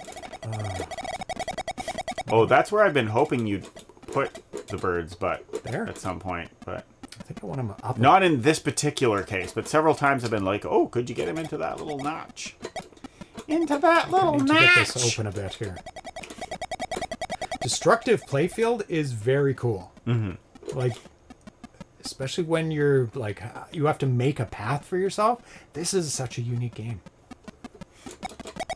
I really am enjoying the mechanics of this game. Okay, what am I going to do here? I need to open this up a bit. Because it is very restrictive. So, I do see what you mean about the bird looks like an airplane, but I think if you think phoenix, like a stereotypical phoenix emblem, or maybe dragon, where it's like, these are the, and it's like, and it's like beak, it's rising from the flames. I beak think is to the side? Yeah, I believe that's the type of bird we are seeing. God damn, I mean, it does look level's different so than hard. this, but this looks like a hawk or something, eagle, whatever. Okay, I've got this level, like, under control. Some sort of bird that prays. Not It's that all kind like, of bird. please, Please, God, help me. please let me eat this frog, you look so juicy! That's right. He is doing that. He's saying that. Come on, come on, over here, in my mouth, in my mouth. Flies, why do you move such a small amount? Yum. I actually really like that the fly moves, Fly movement's and not great. very much. Yes. But it's not just jiggling. It's No. it's genuinely jiggling to a place. It's moving. It's Not very moving. much, but it is It's moving. like the most realistic fly movement I've ever seen. Ah! No, down here. Okay. I'm gonna not die. Okay. It's good to have daily affirmations. It is. I'm not gonna die today. Oh, wait. We have our answer. The reason you can't see them both is that one of them is the same color as the playfield. It's and a ball. Why'd they do that? Why, Alfredo? Should have kept it as the missile. Maybe it just happens to be the same color on this level. Because it wasn't on the other one. They can't happen to be. So you're saying that he programmed the game so that the fly to was a be. missile in one level, and the next level it was what? The ball? It was... Yeah. It has to be. Why? Because I'm green, Uh-huh. it's orange, playfield is purple. You only get those colors. Unless he's changing colors per scan line, which I doubt. Because, look, we're both on the same scan line as that guy, and he doesn't change colors. Well, Okay. I'm not down that low, but I can guarantee you. I don't know why he did that. It doesn't make Right. any sense. Why So, he is, would- so, Please. so, yeah. That is weird. It is super weird. Okay, there we go. Okay. Now I want him up here now. And I want to be down there. No, don't! I needed to make that loop. Once I've got that loop, I can do it. Because that's what I set up here, right? I got this nice big loop that I can walk around and be safe from Mr. Bird. I'll just clear out this, and now I'm set. I'm set up. Oh. See, look at that one. Yeah, No, they're it both. is. It is. Yeah. One's playfield. I thought it was green because I was green, but it's not. It's just a close green. So one is the ball and one is the other player. Other player, yeah. Okay. So that you have one fly you can see and one that you can't. Okay. Sure. I mean, that works. Oh, they're both in the... I can't get them anyway. They seem to be higher up. What are we doing? Are we just randomly naughty? Wow. We haven't been given Was that an treats. admission? Or was that like, doy? Is that cat for doy? Doy, we haven't been given treats. That's why I'm naughty. Jeez. Okay. Actually, could... Oh my god! I'm gonna do one more. Does the Atari register collisions between player 0 and missile 0 in hardware? I don't think so. No. Oh,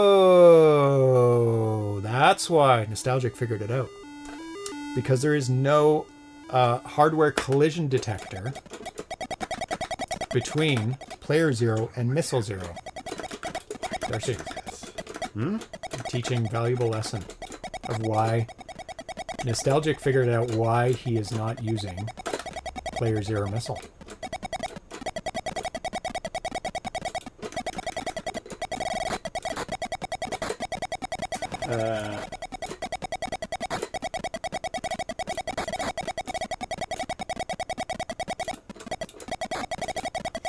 So you can't collide with your own missile. Yeah, they programmed it so it's like, why would you want to know when you collide with your own missile? That is not useful information. In this game, it would have been. But having one of the flies not being able to be seen, oh my god, I'm gonna die again! Oh, what do I gotta do to clear out that area up top? It's treat time. It's treat time, kittens! They held me to my word. It's like, one more game. Yes, they did. That's a hard game. I really like this game. I really, really, really like it. Yeah, it's really good. It's challenging. It's unique. Who triggered it? It's Drexel. You held me to my word. Okay, let's get the betting going, everyone. Twitch. Oh, it's very tiny. Why is it so tiny? I know why it's tiny. Okay, it's time to bet on the cats. Which one? Treat time. Okay. Bell ringing. Go! It's time to bet on these cats. And it's time to bet on the bells. The bells are ringing. No! No, not the bells. But you're the one who wins. Okay, there are the bets on the screen. And we have 2,000 points already on Sid. 3 and 4. Very safe bet. The long bets are still open. The TI register for P0 collision with M0. It does have a collision. Oh, okay. I didn't know that. I thought they didn't. But that's good. So he could have used Missile 0 and Player 0. He just chose not to. So that one would be hidden. So he didn't have to. He wasn't forced into that. Food chain has the most potential so far. I think so too. It's really cool. Oh yeah, it's really good. There's some screen jumps, so he does need to iron those out. Sure. And those can happen when you have calculated, your line correctly. You're not overrunning. You're not doing too many calculations. But there's a conditional statement in there, let's say. And if you take one path, it is 2 clock cycles. And you take another path, another condition, it's 3 clock cycles. And the 3 just pushes you over, so it creates another line. And that's why it would go blip, blip, blip on certain things that are happening on the screen. So you either have to... You need to make sure that you have enough time for... Yeah, you need to figure that shit out. The chain. Yeah. Yeah. You need to reduce something or do something else later or... Like do it sooner. But that won't change it, because if you pick the other one, you've still bumped everything up. Unless there's space earlier on. Yes, that's right. There could be space. You could be wasting space. You could be doing a no operation at some point, and you could put it in there. Oh, but some BB kernels make M0 unusable. Yeah, Atari Basic has built-in kernels to make it easier. So you don't have to build the kernels. You just say, I want 2 players and a playfield. And it'll just draw 2 players in a playfield. You don't have to build your own kernel. It has it built in. You just invoke kernels. I've never programmed in Atari Basic. I'm kind of guessing this is how you do it. You say, this is my player, this is my enemy, and this is the playfield, barf, and it'll just draw it on the screen. Hey, mister. And with every... They're betting on you, buddy. They're betting on you. And you could have a DPC plus kernel. Currently, you have 98% it's closed. of the attention. It's 98%. Only 98% of the attention. Only 2% didn't vote for you. Don't tell that one, kittens. though. Okay, it's bell time. Submissions are closed. 2% is still pretty good. It's 1 of 50%. 1 of 50%. There you go. And it's betting time. Let's get the betting happening. Oh, the video game's still going in the background. Let's actually just turn that off. Well, it's appropriate. It's the food chain. It's the food chain of life. We feed the cats so they don't eat us. I'm just kidding. Our They wouldn't faces eat us. while we sleep. They wouldn't eat us while we're alive. Okay. And when you're dead, who cares about your face? That's Doesn't true. matter anymore. You're not using your face anymore. Meow. Okay, cats. You both ready? And... No. And... Go! Atari's off to the races! That's a good start. And Sid's close behind. Chewing, chewing, chewing. Nom, nom, nom. Get those crunchies. Get them. Eat them up good. Oh, Sid tried, but he didn't make it. He was soft pawing it, and he gets it on the other bell. And Atari does a lazy ring. Doesn't even move his body.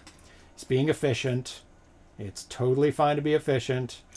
Oh, Sid sneaks one in just before Atari. Atari was going to go for it. They're still tied. This is any cat's game. Atari's on it today. No, these are... Oh, that was Sid and Atari. Both did very light rings. I wasn't sure about that. But Right. they were very, very light. I'm still trying to figure who this Anycat is. Oh, there we go. No, he didn't get anything. Well, perhaps I heard a ghost ring. I thought I heard a ring. That's why I gave it to him. God. Uh-oh. Controversy. All right. He definitely got that. I didn't see visual confirmation. He definitely hit it, and I thought that was a ring for Sid. See, you're hearing things. I saw him press it. Yeah, but I saw him press it, and I heard a ring, too. Okay. We'll That's give it why to I fed it Atari. to him. We'll give it to Atari. Oh, that was double ring. We're going to have to give it to both. Both of their paws pressed it down. 8-8. That was Sid. That was Atari. It is now game point. It is definitely Anycat's game. Which is the Anycat? Who's this Anycat? It's Atari! Oh my god! Oh my god, what an upset! What an upset. Oh, there's gonna be... I'm gonna get hate mail in... You are. We from got someone who thought that I was wrong. I'm telling you, I heard a ding. We had two controversial... It was very quiet, but... I'm going to defer to you. It's fine to murder the you refs. Get the... It's fine to murder the refs. It is, yes. You get the hate mail because I gave the point.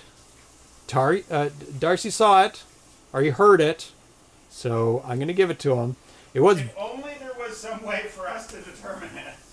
Yeah, it has to be done after the fact. I can't... No, that is what I mean. Like, we Yeah. can find out that I'm wrong. And I actually did did a screenshot of the What's that? of the ball game. I did a screenshot showing that Sid got it 1 second before Atari because the ball game is about who got it in their mouth first. Oh. So it's Yeah, I guess that would be the line in the sand. it is. So let's. Do you want a piece of chocolate? see. No, I don't.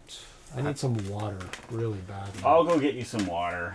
Yes, Elf, please. Elf needs water badly. There's a pitcher of water in the fridge now. And you would like some of that? Yes, please. Okay. Well, I double out the points, which is Atari. Somebody's getting a lot of points today with a massive, massive ratio. Let's see who it is. It is... Get out of here. It is Thrust with a ratio of 50 to 1. And Vitoko as well. Holy crap. It's a no Ireland day. Good call. It was a good call. I think Ireland's got some money betting on Sid on a side bet or something. I don't know. Or a bet against Atari. I wanted to bet on Atari. I could not. Could you not bet on anybody, D-Train? That's super weird. So congratulations, Thrust and Vitoko. As I read out the third question. No, fourth question. There we go. Where do you get your ideas for games? Which is always something interesting. Inspiration can come from anywhere. From a book, something on TV, classic games, or my own mind. It comes to me. I imagine the scenario, the type of gameplay, how characters should be developed, and so on. And I create new ideas that arise or inspire me. The funny thing is that the first game I announced, Natador, despite being my first personal project, has not reached its conclusion, but I hope to finish it. Yeah, I may stop asking where do you get your ideas from, because people just go from my mind. It's not a super... Thank you very much. It's not a super, like... It doesn't yield very good answers usually, because it's like, I just get it from here or there. Once in a while you get something. I don't know why you couldn't bet the D-Train. Oh, some browsers... But also... Oh, yeah, okay, all right, yeah. Some browsers, I don't know, it just doesn't show up, the betting. Nobody has figured out why some people can't sometimes, but then the next one, they can bet. Or they have figured it out and don't want you to know. That could be true. The next game we're going to be playing is Flyline. And this is an exclusive final version. Exclusive. This is a ZeroPage Homebrew exclusive.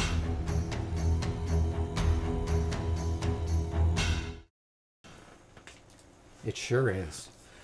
Is it on? Yes, it is on. Let's go over here. It's a mystery.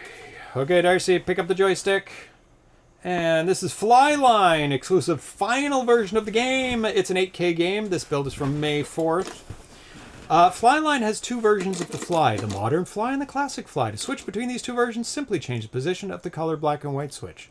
So we will definitely check that out. Not secret. No, not that one. It's the one below that. Yeah. There may not be nothing in secret right now, but there usually is something that nobody should see. It's not my game. It's other people's games that I'm beta testing. Yeah, go for it. That will change the graphic. There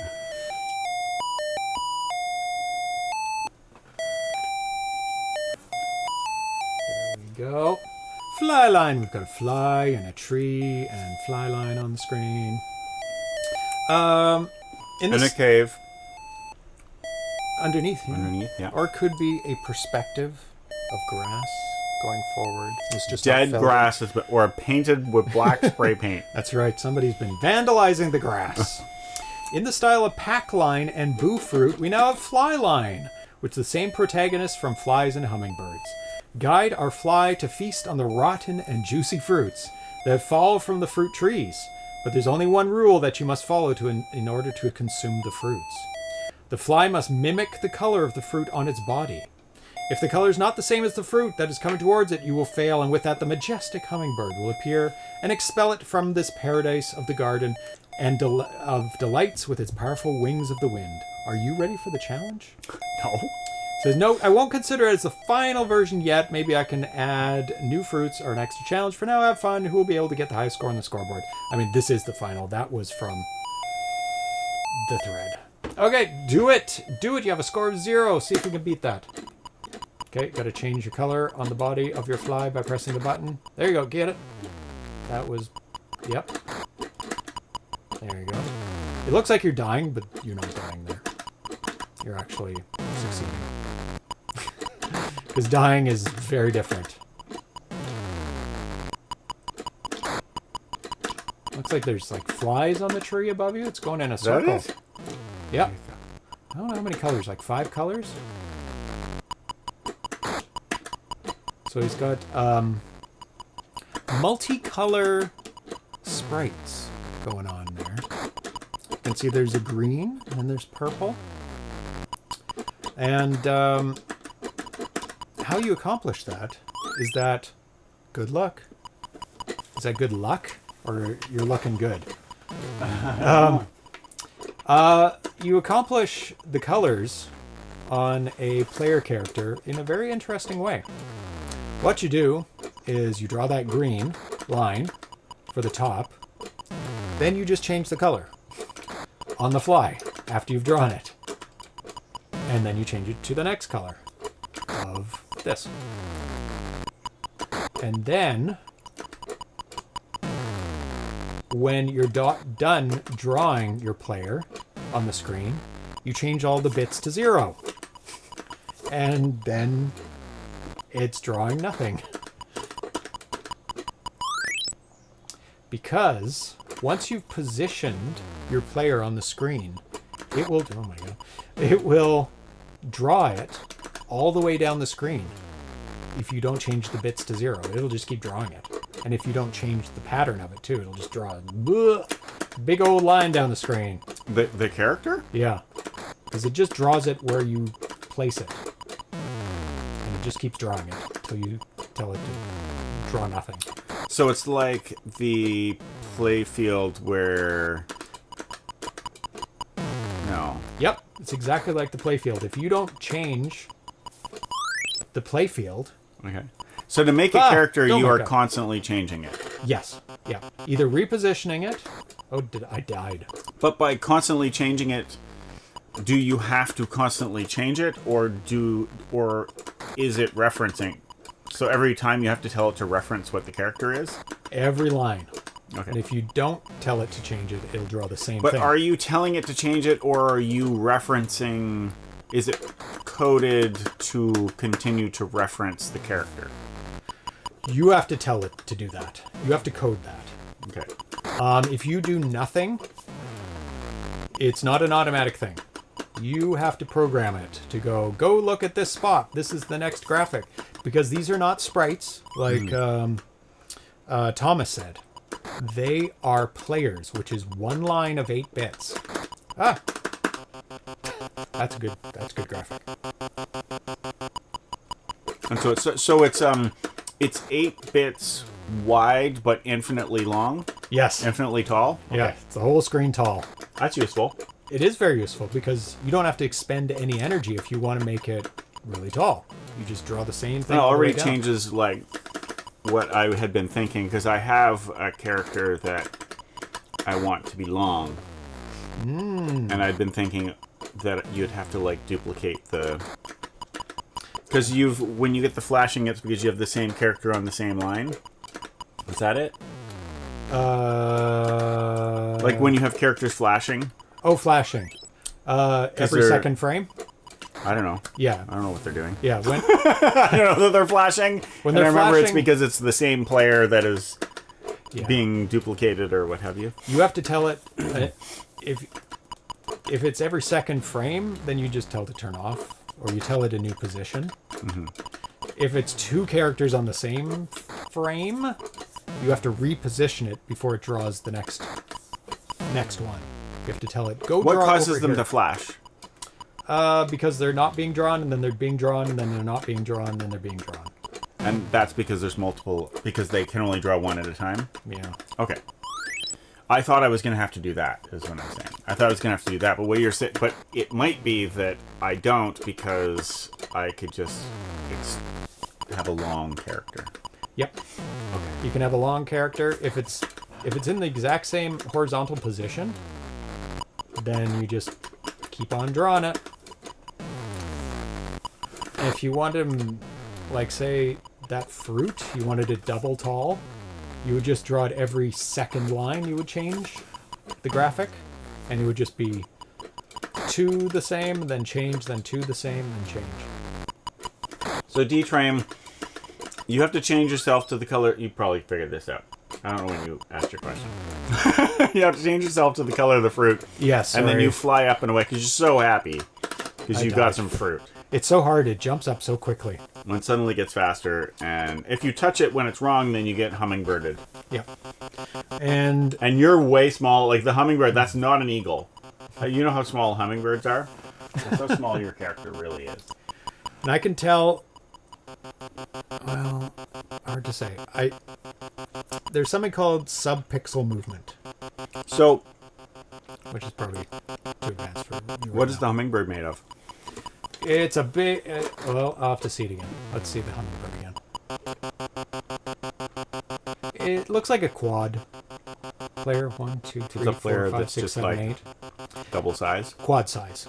So you can do single, double, or quad.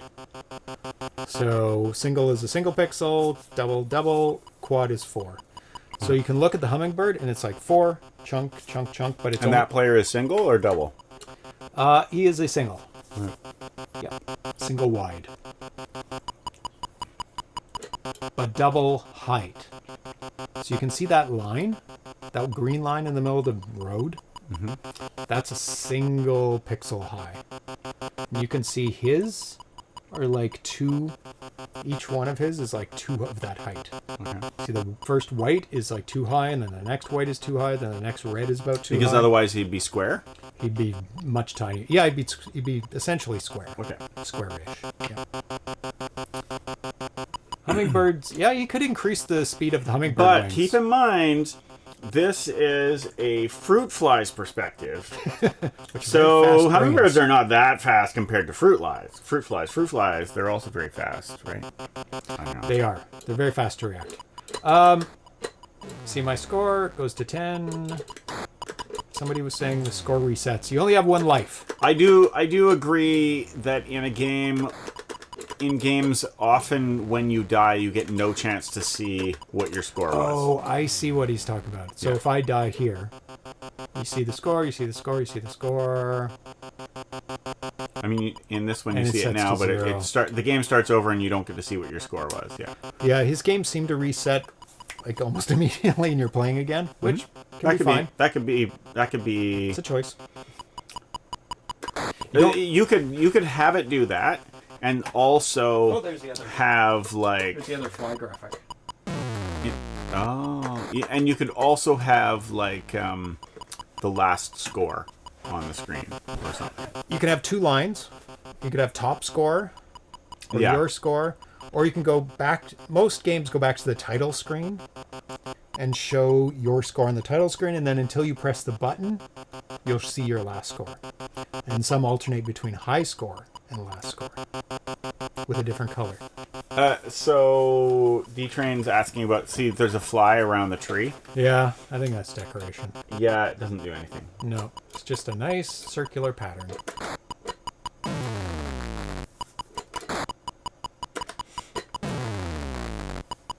And I think the fly always resets at the beginning of the line. Like, watch this. I'll go up the screen. Oh, of course I didn't change the right color. Come on, let's go back here and be the right color. But when you get killed, it starts over here. You don't get Yes. killed where you are. Like you appear over there. Always starting at the beginning, so it's always good to just move back and then get the color. You start very close, especially when it switches that super high speed level. And I think, When you die, it also teleports you to the front of the line. yes, which is also very dangerous. I think he's not using sub-pixel movement, which means that the movement is 1 pixel, and then it goes to 2 pixels, then 3 or 4. It doesn't go to 2.5 pixels per frame, which makes the jump to like level 3 super fast and very, very hard to do. Nostalgic is asking, is the missile represent the hummingbird in the distance? So maybe that's it's Oh. the hummingbird coming to get ya. That could be he's waiting. He's waiting for you to mess up. Get drunk on the wrong fruit. I don't know. to punish you. For not matching. Let's see. Does he disappear? Oh, that's a good question. He does disappear. That's the hummingbird. He's Good catch. flying around. Subpixel movement like subspace communication. It is.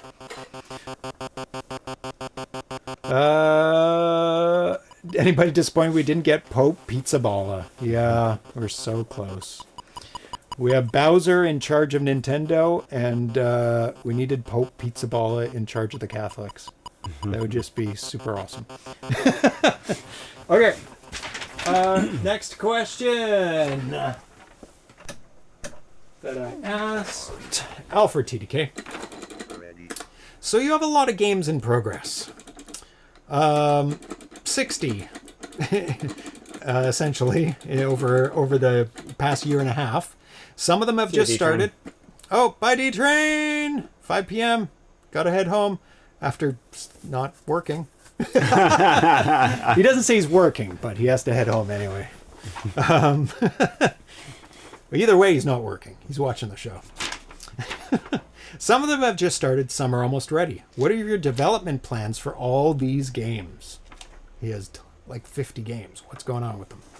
All of this. My God, I didn't imagine there'd be so many. Almost 50 games in 2 years? I need to put the brakes on this. Lol. Jokes aside, the intention is to finish all of them.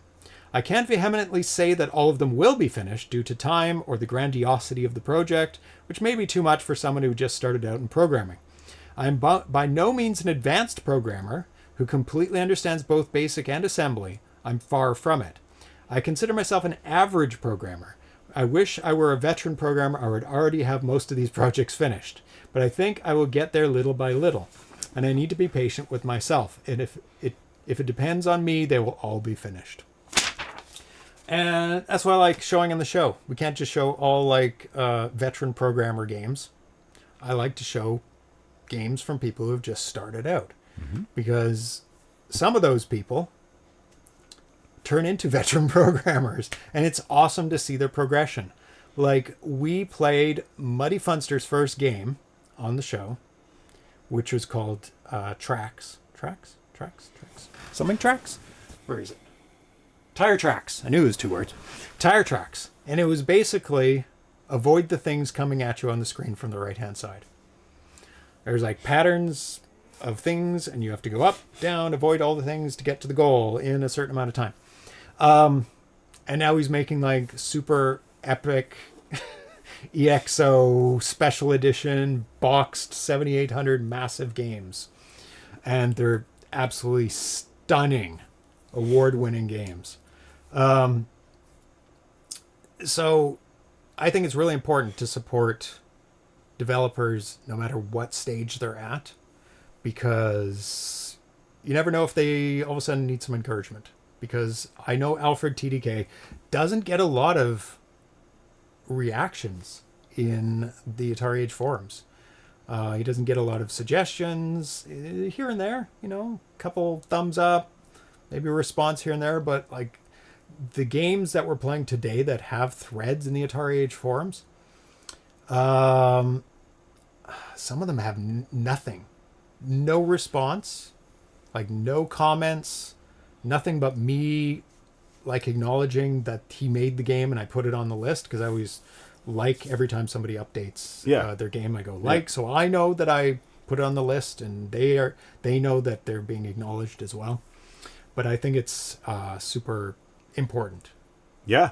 As a community. Yeah, it's great. That we say, awesome, you made a game. Yep. Make more. Make better ones. Yeah. Develop your skills, because all the resources are out there for everybody to do this. And I mean, I'm inspired by all these developers and their incredible, imagination and use of such a limited system to make games that I've never seen games like before. Like the what we played earlier, was it Food Chain, where you're eating the playfield to move around to get flies and something's chasing you, and it's like, that's a really cool concept, and I think that's the best one so far. And because it was like, made me want to keep playing it. Like, if I have to stop myself from playing a game on the show, that means it's an awesome game. And I want to play it more. Okay. Next game is Chronicles Alien Uprising. This is an 8K game, so it's not using Deep C+. Most of them are not. Don't start it. This build is from May 4th, and is an exclusive final version. This is a ZeroPage Homebrew exclusive.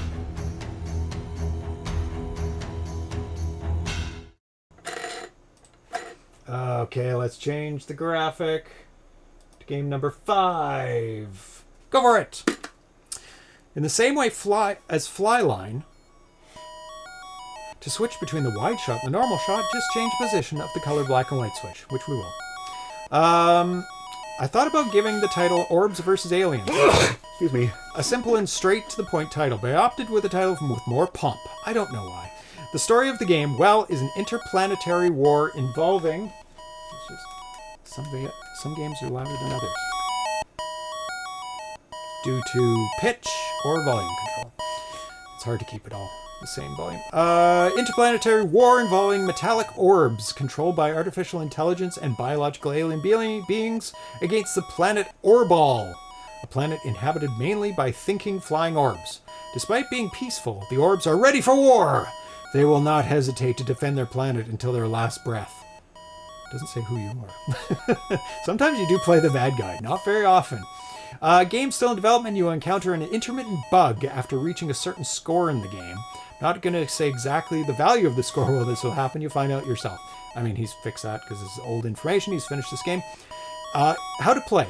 If you like games like Space Invaders and Mega Mania, which I love Mega Mania, you will already be familiar with the gameplay. The difference is that if your health bar reaches the end, the game automatically restarts and your score is reset. We know that that's a common thread in his games. It just starts over again.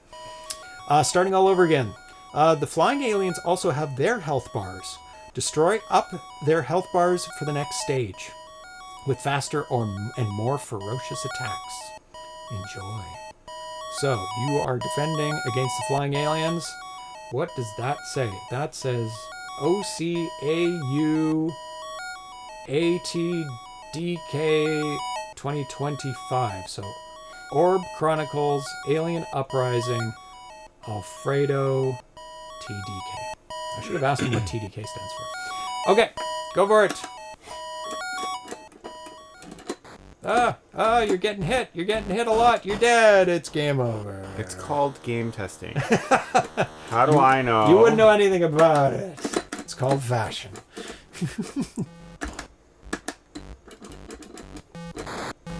So that's their health bar at the top of the screen, the red, I think.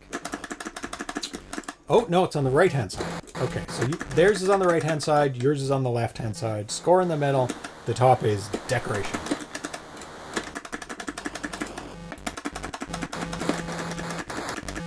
She's already found a pattern. But not a good enough one to... It goes into murder mode. Is that intentional? When did... And how do I get... Why am I getting closer to it? When did Arnie subscribe to the channel? What? Do you understand what I'm talking about here when I say... Murder mode?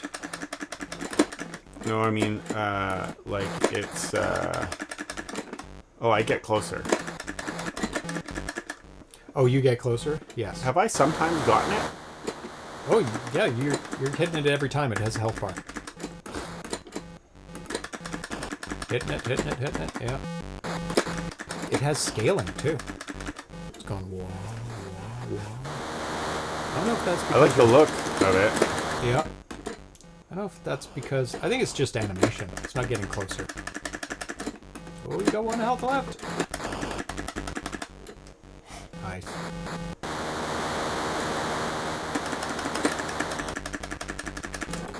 Whoa! Murderbot! Nice. I feel like I have unlimited lives. But you definitely do not. No? Where are my lives? You have one life. And you have health bar that resets every level. But my points keep going up, even when I die. Or maybe they don't. You're not dying. There I died. Now it starts at 0. Okay. And you do So you're get doing closer well. to it each level. Yes, so that makes it harder. That's Okay. And skill factor. it allows it to go into murder mode more easily. Yeah, you don't stay underneath it. Get out of the way. I think what it is that I'm not going up after each death, but I'm going up after each time killing it. Yes. And the screen for when you die looks the same as for the screen for when it dies. Yes, that's a good, like, when it goes white, that's when you've Game defeated. audio is out of sync. Oh, I will correct that when I'm not playing. Thank you for Yeah. letting me know.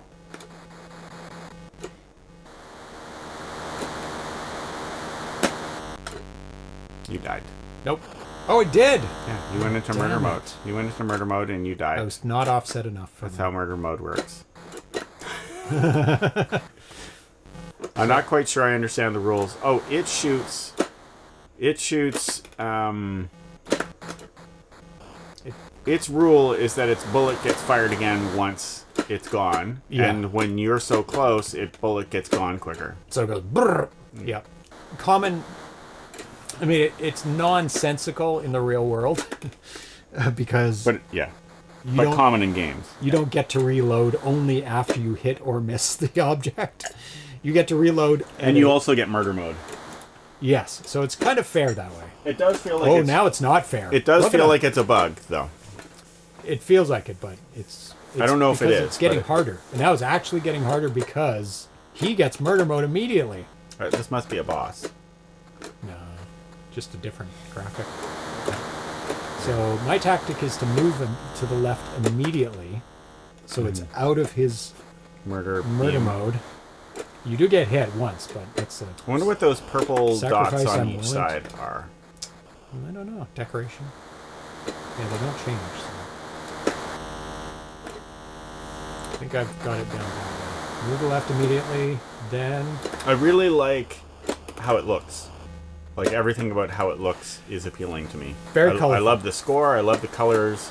Yep. I love like, you're just a little sort of ball, but somehow it's very appealing to me. You're the orb. Yeah. Yeah, the colorful mountains. I like how the bullets are. Yeah. They're huge. They're great. He could make it. Oh, he did say the bullet can change to hard mode by going into.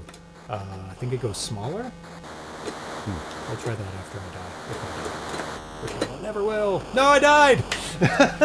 That's And too hard. Is this fixing the audio? Oh no, it's not. What changed? Oh, the graphic for you changes. I think. No, I don't know what changes. I'll have to reread that. Let me change the audio. Fix the audio. Sorry. Because it's out of sync. Because that's what it does. There we go. Let me see. A and B between wide shot and normal shot. Okay. You keep shooting.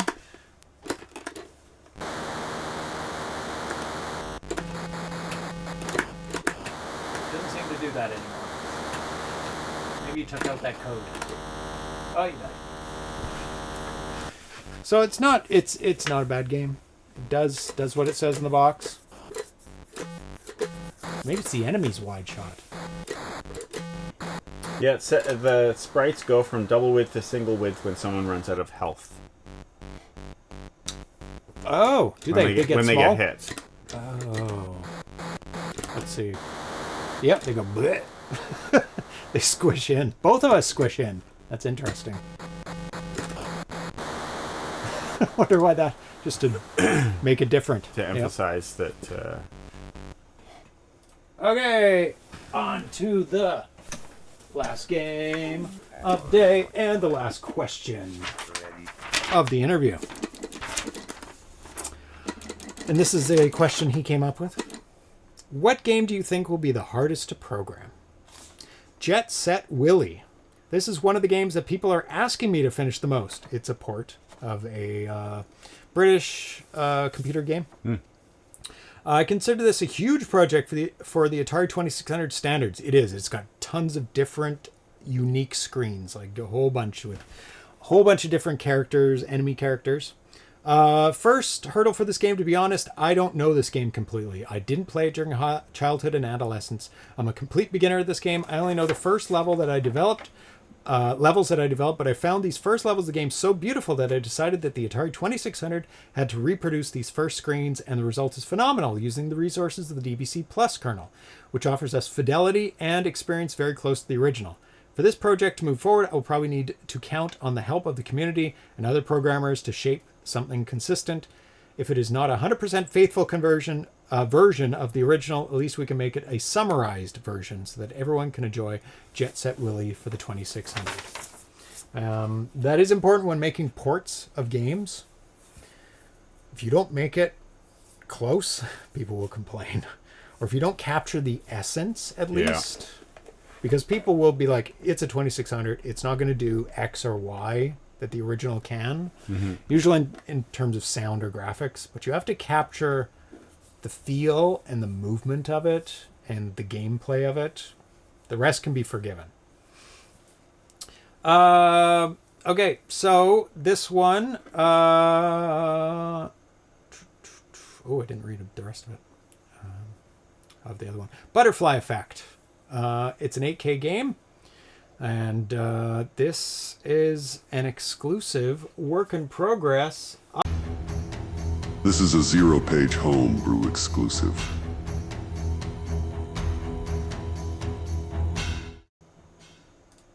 Cut myself off. That's okay. It happens. Because there's a stupid delay.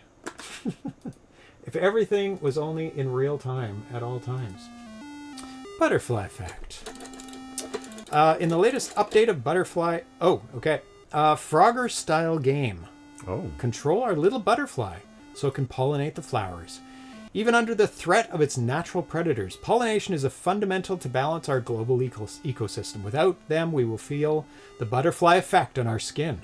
In this demo, we have 3 natural predators of the butterfly, the lizard, the bird, and the spider. I intend to add others in the final version, so this is still a work in progress. To pollinate the 3rd flower, block 3, stay exactly in this position, screen 2, wait for the predator to pass the left-hand side, quickly fly upwards to avoid being captured.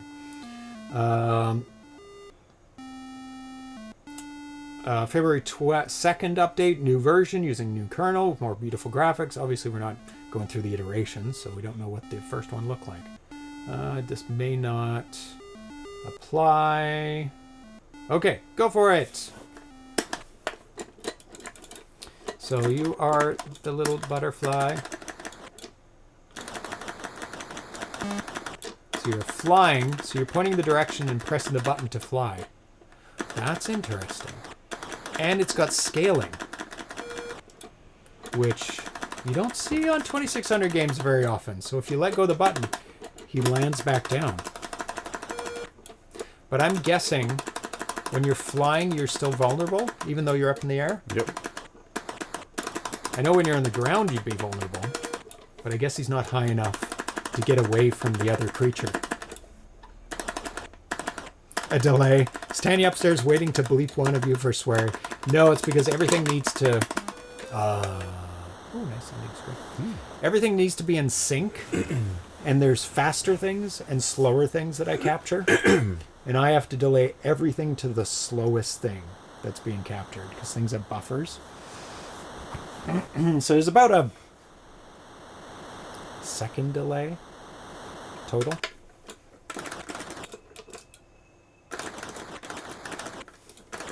Oh my goodness.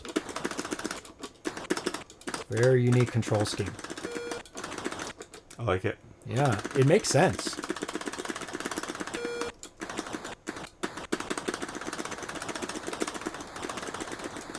So you have to get to the top. I mean, it's Frogger-ish. Nowhere near as many enemies. So you pretty much wait for that one to pass, and then you just go for it. And then... get to top. Second. How does this guy move? It's just in one spot? Okay. And then we will position ourselves over here. Wait for dude to move. Oh, it's random at the top now. Or it's just a different sequence. Could be, yeah. Well, we'll see. Got 2, 3, and 6 so far.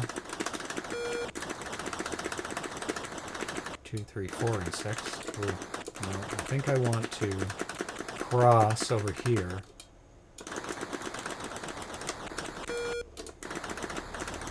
And I definitely want to cross over here.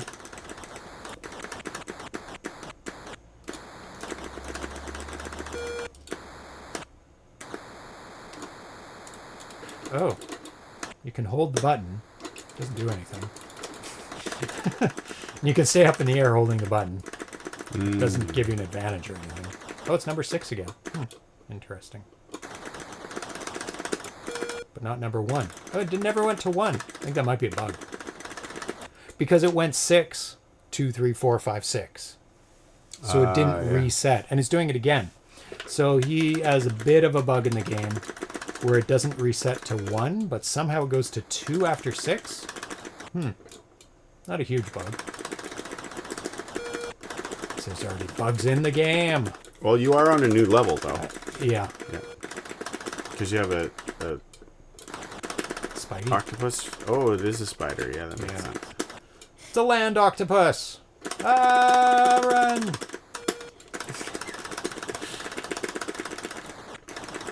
Bouncy spider. Oh my god, what's that? Oh my god. Another obstacle. Does that just go across the bottom where I start? It's a Whew. butterfly net. What's going to happen when I finish this level? Oh my god, it's up there now. Oh my god. Okay. Oh, is it random? I'm going to wait for it to go away. Oh, you can see the flicker there. Because they're using the same player character. And they can't be on the screen at the same time. On the same line. On the same line, and they're crossing a little bit. Enough, yeah. They don't look like they're crossing, but I guess they must be. Enough for the kernel to not be able to do it. Yeah. And I think I'm just going to have to go for it. Because... Oh, Uh-oh. it's a little... Scorpion or cat. Yeah, or some rodent or something. Yeah, it's consistently going 6, 2, 3, 4, 5, 6. Never going to 1 again. Never gonna win again. Never gonna win again. Game doesn't seem to be getting harder. Except when the net came. That definitely got a little bit harder. And this guy's moving quicker, isn't he? A little bit, but there's so much time. I do understand the difference between harder and faster. Faster might not be enough to make it harder. No. So far it's not. I mean, there's nothing wrong with a casual game. Or a game for kids. Like this would be a very cool game for kids too. Because it's cute. Very simple. And the net comes in. Ah! Run! Don't go up top, net. Not yet. Ah! Oh my god. What the hell? Get out of here. Whoa. When flickering objects, you have to be careful that if you're using hardware collisions, which is something built in to the 2600, if a pixel overlaps a pixel, it knows. It's super awesome at hardware collisions. Software collision, you have to calculate bounding boxes by yourself. So if you had the net and the butterfly, and you wanted to see if they collided using hardware collisions, you wouldn't be able to flicker the two of those because they would never collide. Yeah. Because they would be on opposite. And you would know that they had collided because they'd be flickering. Well, no, I guess that doesn't mean they collide. Yeah, they would never be on the same screen, so they'd never have hardware collisions. So you'd have to flicker something else with it.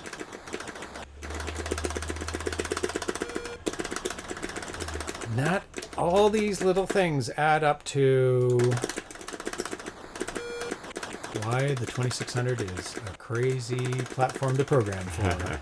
It has all these weirdnesses. Yeah, it's not getting any harder.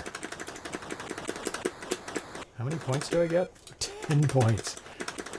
The ambitiousness of a 6-digit score when you get 10 points is out of control. I like the movement in the game.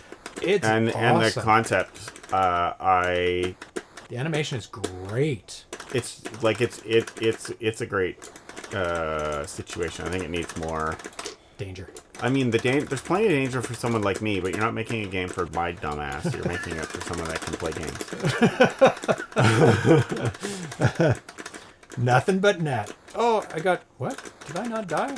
That's weird. Didn't get me. I'm going to now practice, like, seeing what happens. No. I died. Zero, you're dead. Zero to dead. What was my score? No idea. It's at 360 or something. Oh, wait. No, it goes to the title screen. Oh, see, that's another lesson to learn. Okay, watch this. I'm flapping. Oh, no, I can't get away. Yeah. And Starts again. And I'm flapping. Mm-hmm. But if I stand here and I'm not flapping, you see this? Yeah. Press it once. Back in the game. Couch compliant. That is couch compliant. Oh, it goes to the screen. How do I get to the title screen? How do I get to that title screen? You reset. No, because you can see it sometimes. Like, just flicker. Damn it. There we go. Okay. What you need to keep in mind with games is that you need a tiny portion of time when you do not read the button.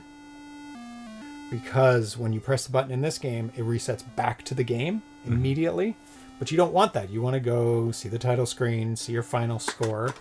Can you make it so that when you're in the position to move from this screen to the next one, that there's a delay between when you press the button and when it means something again? Or is that expensive? No. It's very, very simple. So let's go through the steps. You die. Mm-hmm.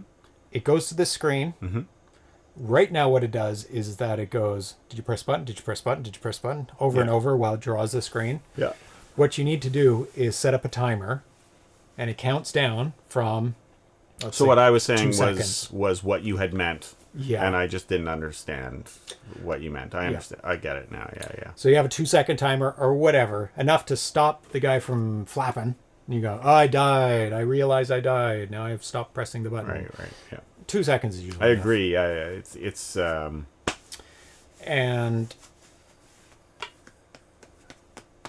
the zeros are a kernel. It's like a built-in thing. He's changed the font, but it's like, it's just a kernel that displays six things. Mm-hmm. Because there's a way to do triplicates, medium triplicates, where it's like draw the player, skip a spot, draw the player, skip a spot, draw the player. And so you have 3, but you have 2 player characters, and you put them in between, and they fit exactly, like right up against each other, 8, 8, 8, 8, 8, 8. So you can actually draw one big long thing, like in the menu, where it does letters. Mm-hmm. So you can put them right up against each other. There's some spaces. So what this is doing is like, okay, I've already said where these are going to be. Mm-hmm. They're going to be here. They don't move unless you tell them to move. You can do it just above there and say, put them there. Then when it gets to that, you go load the graphics for 0 into player. Just before there, load the graphics for player 0. It automatically draws the graphics for player 0. While it's drawing them automatically, you load the graphics for player 1, the first instance. Then while it's drawing the graphics for player 1, you load the next graphics for player 0, because it's going to do the exact same thing, draw the exact same thing if you don't change it. And then you do it. And it has to be exact timing. Because if you load it either one way or the other, a little bit too early, a little bit too late, it'll draw the old information. Or it'll draw the new information too early. So timing is so important in kernels. It's like it's a clock cycle perfect. It has to be in a lot of instances. It's a little kitty, same name Sid. So that is the lesson for drawing that. Now what we're doing. Oh yeah, debounce. Not debounce. Is it debounce? Just delay. Delay and button. Like in this one. After this it goes to the title screen too. Oh, I'm fast enough. Faster than a 60th of a second. And you need another one on this screen too. As soon as it switches, you do a countdown. And there is a countdown clock in the 2600, which is awesome. There's multiple countdown clocks, but you usually only use one. You set the countdown, and in the background, it counts down. And then you just check it if it went to 0. If it's gone to 0, time is off. Time's up.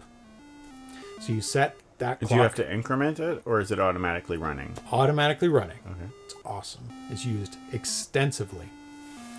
Except that the 2600 is not fast enough to do it like you described. Yeah, I'm butchering it.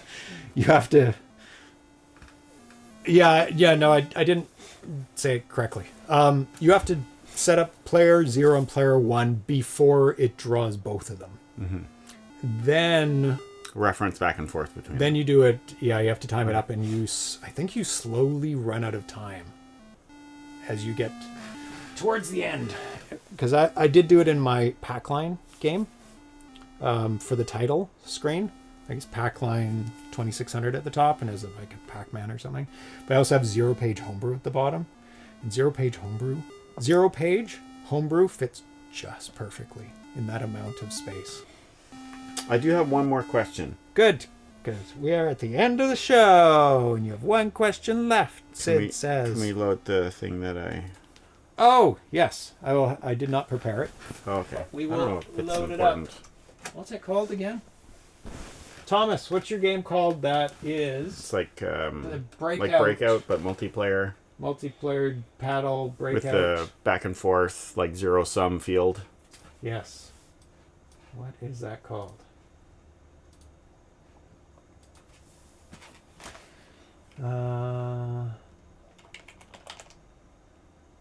It is called...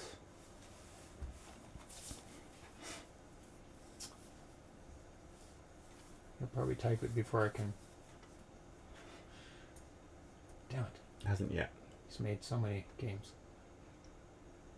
Why isn't it coming up? I'm searching Thomas. Battlefield? Pong Wars. Battlefield! A nostalgic Oh, he beat answered. Thomas. Well, he's probably Not paying attention. not at the computer or something. There we go. Battlefield. Let's load it on to the... I mean, it's super unnecessary to load it. No, it's good to give visual examples. Sure. We're in a visual medium. It's visual. This is not a radio show. We have done radio shows. We know what radio is like. Yeah, and It's we not did a them visual. wrong too because we That's right. did them visually too. We did. But we videotaped them. So it worked out 20 years later. Where is it under? Today's date.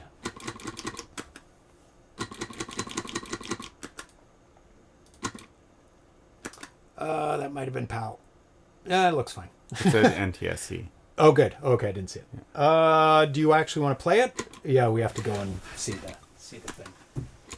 Because I fixed all my paddles. All of them. I took them all apart. Ooh, Thomas is chomping at the bit. What the question is. So You're gonna be. It is such a like dumb question. It's such We'll a be dumb the question. judge of that. We don't need to play it. We just need it to run. Oh, look at So these just run paddles. Oh. So run it with that, with two computers. Oh, okay. That's fine. I think you have to press it. Or not. Oh. Yeah, it's you. You have to go to the play. Here. Okay. I can't remember how the menu works. I barely do. Oh, I remember now. You this bumped play? the top. No. That- Which one's play? That play? No, that's speed, I think. Back one. There it is. There's play. Okay. Okay, we're good. Okay, so... Maybe this isn't the good example. Okay, that's fine. It's got a lot of things going on. It's got In fact- playfield. It's got... In fact, now that I realize it, this is exactly not. This is exactly the opposite of the right. Okay, I'll just ask my question. Okay. So with the playfield. It's a good visual. So with the playfields, Yes, it's got playfields. the thing that I remember, I don't remember what. I don't know the rules, but I remember it saying that it takes like 15 operations or what have you of 76 to change the field once. So like if you change it twice, that's like 30 of 76. So you could only change it like 4 times and still have anything left over. Yeah. You're talking about changing the playfield? Yeah. Changing it once, you mean changing the 20 bits Yeah. on the left-hand side? Yeah. Okay. Or also, if you want to change it on the other side, it's the changing. Which you would in this game, because it's different on the left. Right, but than it's the only right. one change. Or 2 changes or whatever. It's like, this is like each line it's either one color or the other color, so it's not as complicated. But there are games where like the playfield has like lots of stuff going on. It's still an asymmetrical playfield. Yeah, so you have to do it twice on this one. And you don't know what's going to come up Right. on this game. What I'm saying is, every how do you line- do more than 4 changes? How do you have more than 4 different things on one line, or can you not? So he looks like he has avoided... Do you understand my question? Yeah. There's Okay. not... There's, Oh, there's- wait, actually, I am seeing that it can be... Oh, yeah. It can be anything. It could have all sorts of bytes in it. Yeah. So how do you do that then when there's a whole bunch of... Other things happening, too. And it... Yeah. Yeah. Okay, it looks like he has avoided playfield 0, which is small portions on the left and right. They're only 4 spaces. Yeah. color clock cycles long. So that gets rid of a whole 2 things you need to do. Now you only have playfield 1 and 2 to deal with. So that's only 4 to deal with. If you have... Okay. You're very bad. Now, in my game, I'm using a reflected playfield, which means it goes playfield 1, 2, 2, 1. 0, 1, 2, 2, 1, 0. So that the zeros are on the left and right, which I'm guessing he's doing here because he's avoiding 0 and 0 on the right and left.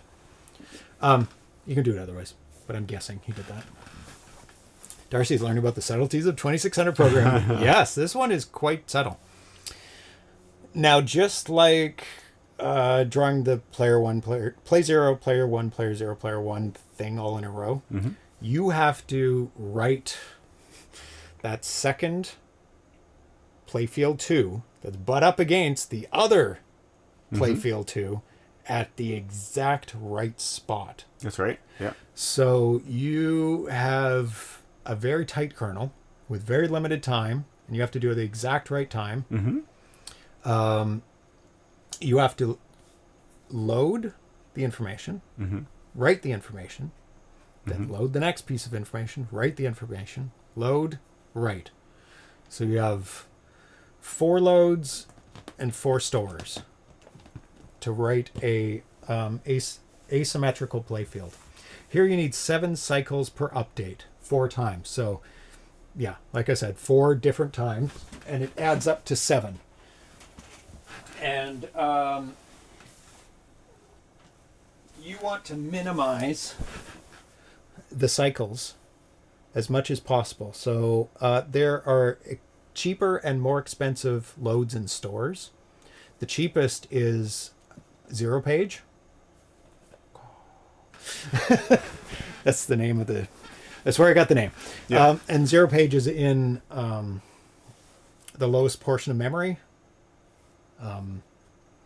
And it only requires 1 byte to access because it goes from 0 to 255, rather than another piece of memory where it's a larger in a different area that uses 2 bytes because it's in a bigger area. So the fastest way to load and store is using ZeroPage, and that's what Thomas is using. So he says 7 cycles, 4 times, 7 4s are 28, 28 out of the 76. So that's what you have left over to do any logic that you need before you go to the next line. Now you can see in his game here, he has I'm guessing, missile, and player character and missile for each side. Yeah, I mean, my question is specifically... She's only writing it once. So But my question is, like, okay, so is there a difference between changing the playfield and it just drawing what it drew last time? Does it store what it is? Is it cheaper or free to draw what you already told it to draw last time? You don't need to do anything for it to draw what it drew last time. That's the good thing. But, like, when you do... each time it goes down, if you have stuff all over the playfield, that means you have to change it every time? Not only you have to change it every time, Mm-hmm. you have to change it from the left side and the right side. Yeah. So you are very busy. Okay. Yeah. So if you have on one line lots of changes, you might not have time to do anything else on that line. Yeah. Okay. Yeah, especially if you're like updating. But what Thrust is saying with 7 cycles per update, Yeah. that's already less than half of the number that I had here. Yeah. That's that's way more doable than what I Yeah. had here. Yeah. Which is good, and you have to time those out though, and there's some space in between them, because you have to time out when you write playfield 0 or playfield 1 and playfield 2, and you have to write playfield 2 at the 48th cycle. Yeah. Actually, it's exactly the right spot. Yep. So you can't do anything there, and you have to write the other ones at the right spots. But if you do things in the right order, you can have enough room to... because in this, you see the player 0, you have to update that. The graphics for it, you have to turn it on and off, and also update what that ball... That ball is player 0, and it changes graphics on a per-line basis. Changes from nothing to that tiny width, then the wider width, then the tinier width, then to off again. The missiles are the paddles. Is the fact that that games often use player 2 paddle or joystick because player 2 is called player 1? Or is that not right? Player 2 is called player 1? Yeah. Because in What's the first half of the question? This is a completely separate from what I asked Yeah, before. yeah. So there's player 0 and player 1. Yes, because programmers use 0 to 7 instead of 1 to 8. Right. Yeah. So what I'm saying is that the reason why games often will have like someone use the player 2 controller? Because they're like, player 1 and player 1 is player 2. Oh. And player 0 is player 1 or what? No, Atari's usually is in the left-hand side, which is player 1. Oh, okay. So no. Okay. I'm still trying to figure out that mystery from the Commodore 64, why all games use port 2. I think I was confusing that. I was just remembering that and thinking that maybe... I've looked that up over the years, and I've not ever found an answer for why games use port 2. Almost always. Not always, but almost always. The missiles are the players are the balls, and the ball is nothing, and the worm is the spice. Is the ball nothing? I think... How is he drawing the outside edges? Oh! I know now how he's drawing the outside edges. No, I still don't know how he's drawing the outside edges.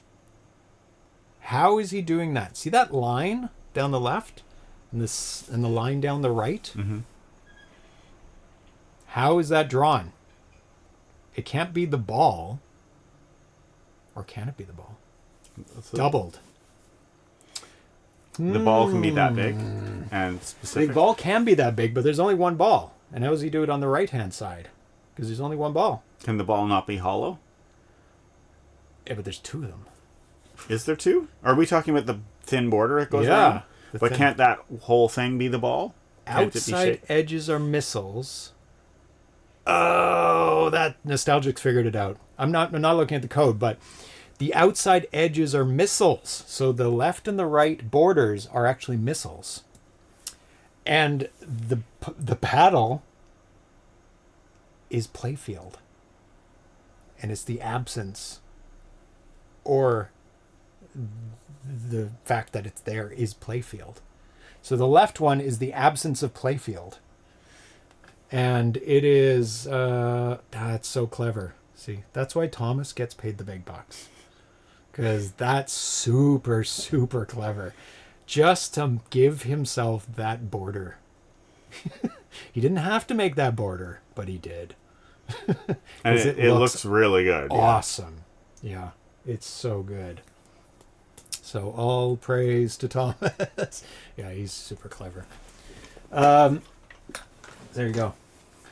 Any other on-the-fly questions that I can mangle slightly? Nope. And Thomas can actually give you the right answer. So I thought that was a dumb question, and I thought that I knew the answer, but yeah, it no, it's a wasn't. good question. It was as confusing as I thought. Yeah, it is a very good question. It is as limiting as it seemed, and I thought you were going to tell me, oh, it's not limiting because of this. Oh no, it's limiting. Yeah. The kernel is the number one most important thing on the 2600 when programming a game, because you only have so much time to draw everything, and then you have to do it. Then it advances to the next line. You got to do it all over again, and it's super, super tight and very, very limiting. So my question is, why are you asking all these questions? Because if you don't ask questions, you don't find out the answers. Darcy wants to make a game. Do you want to make a game? Of course, I want to make a game. I don't know if I haven't started making a game or anything. I don't know that. You don't have. I'm not going to make plans? a promise. I have a game in mind. Oh, okay. It's fairly well developed from a in my mind kind of direction, but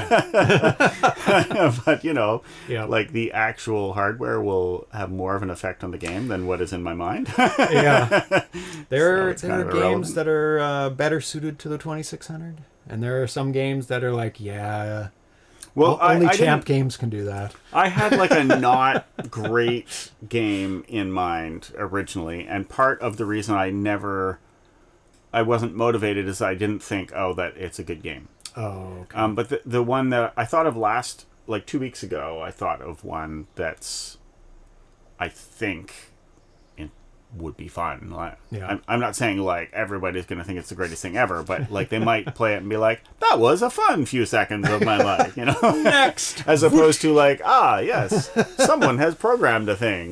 We recognize that there are shapes on the screen. Certificate of completion. Technicality. Yes. You get the blue ribbon. Yes. The lack of built-in support for asymmetrical playfield is one of the big pains of 2600 programming.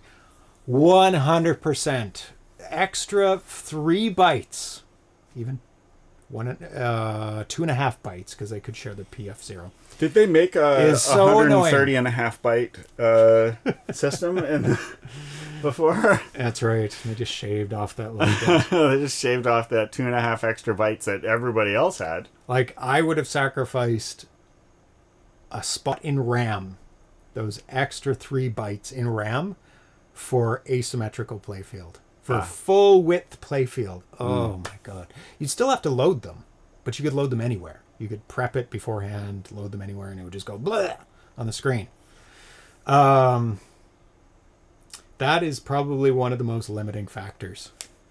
Yeah, if you want to find out how something is done, use the debug colors in Stella.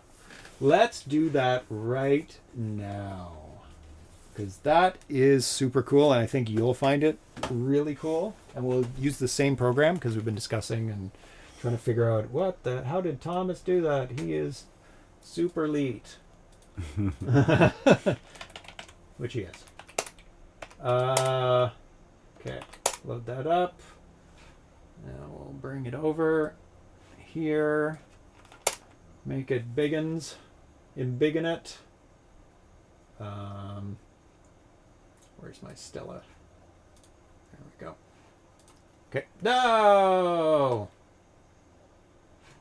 Oh my god. Let's get these off the screen. Nobody needs to see my stupid notes. Oh god. Oh god. Oh god! How come? No, don't do that. This is exactly what I sound like when I'm talking to my computer, or more angry. But not necessarily more angry than you might get from this person. Why is it? being super naughty. Here it is. Yeah, but as soon as I... Okay. There we go. Okay. This is not a fun one to do because it uses paddles and paddles use the mouse. Ugh. Okay. What should we do? Let's go and just look at mine.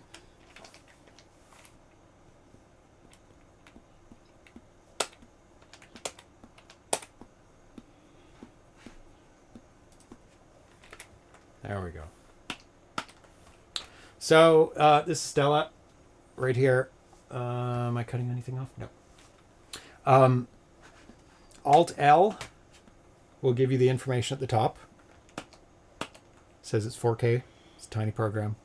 It's very high resolution. I'm a noob. Yeah, sir, sure. And 262 lines. That's what you're aiming for. You can do other line counts, but don't change the line count. If you do 264, that's fine, but keep it at 264 throughout your whole game. You can turn that off and on with Alt L. 60 frames per second NTSC, that's all fine. So Alt period will give you this screen. And I don't think we can see the pointer. How do we get the pointer on the screen? Because that is going to be very, very handy. Video and audio. Where's the pointer? Show pointer. Not user interface. That sounds closer to what I want. How can I show the mousey on the screen? Oh, maybe it's mouse. Grab the mouse.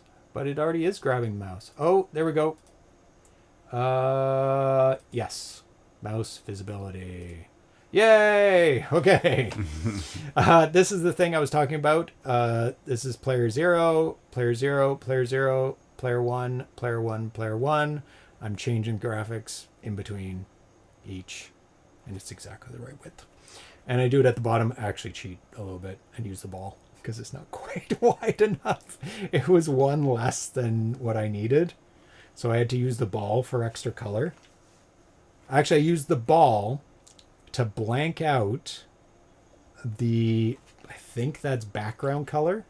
Okay, so it is not clear what you were trying to tell me here. Like I'm I do just showing see, things. I do see that it's. I see the colors and I see how it divides it up. And so right now it's just showing you different colors for what is used. So Yes. the red is Player 0, player 0 and the yellow is player 1. player 1. And it slightly changes. And so every time it's red, that's player 0. Yeah. And every time it's yellow, it's player 1. Yeah. Okay. So your text at the bottom are the players. So the players get used all over the place because they're like high resolution go. or whatever. Yes, because I needed high resolution graphics for my logo. Yeah. Alt B turns on and off the ball. There you go. You can turn on and off things. Okay. That turns I see. playfield on and off. Okay. So yeah, So what are the stripes then if they're not playfield? at the bottom? Yeah. Those are the background color. Okay. Why I didn't use background color for that, I don't know. I just decided to use playfield. I could have used background because it doesn't change. I have no idea why I didn't do that. So background can be limited to certain areas. Background draws right across the screen. Oh, and you can just tell it when it's on these lines to draw right across the screen. Yeah, so I went... Okay, I get it. It's black all the way down to here. Then it's red. Then it's black. Then it's orange. Then it's black. Yellow, black. Green, black. Blue, black. And that's all there is to makes background. sense. That is it. And you can't interact with it, but it can look pretty. Yes, it can Okay. look super awesome. So if you want across the whole screen, you can be super, super duper duper clever. If you're really smart at programming and you have timing right, you can change the color of the background mid-line. Okay. It's hard and you can't do much else at the same time. But you can So you can use background to color areas instead of playfield okay. if you don't need to change it and it's a Because playfield is like the background you use, not It's not supposed to be pretty. Okay. No, it's super chunky. Just think of it as 1 pixel that goes right across the screen. Okay, so I use asymmetrical playfield in this game because I use playfield for the dots because I needed lots of dots. And the only thing that does lots across the screen is playfield. Okay, so this is a good example. It is. It's On really that line, you have nothing. you Dot. have to change how many times how many times do you have to change? I guess you mirror it. No, you can't mirror it because you need those dots to be individual. Or can you choose to mirror it at times? You can change it many times as you want across the screen. I'm not mirroring because But you can't really mirror because ultimately you can't always mirror. not so- always. Sometimes mirror. So unless you had like a real keyhole experience where like mirroring would save you in this one particular case, and I then would could say do you that. don't want to mirror. Yeah. Because it's so tight of timing. So you can see this is just repeating. See, there's playfield 0. It's small. It's 4 bytes. There's playfield 0 again. It's 4 bytes. These are 8, 8. So 4, 8, so you have 8, 12. 4, 8, 8. So 8, you have 8, 12 16. changes though. Let's see. 1, Or no, you 2, have 3, 4, 14. 5, 6. 6. Just 6. 1, 2, 3, 4, 5, 6. oh, so 6 loads so and 6 saves. so the playfield, it's all one. Yeah. That explains it. So Yeah. like it's only one change to do anything in PF1. Yes. It does all of PF1 with one action.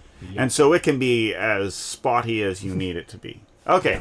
That answers my question. Now I understand. And you see playfield 2 here? Yeah. Right here? 0, 1, 2. It's empty. I've eaten all the dots. Yeah. That's playfield 2 again. Right. And But that's there's why you dots. have to like do it twice. Yeah. You have to like change playfield 2 because Before it it was empty, but it's not empty now. Yeah. So yeah. somewhere in between. But how is that's- that different than everything you do with the player? It sounds like It sounds like Yeah. oh, I had to do with the playfield what I normally only have to do constantly with the player every single second of the player. There's a lot of upkeep. Yeah. Because the 2600 draws the whole screen line by line by Yeah. line. And every line is, hey, what do you want me to do? Start from scratch.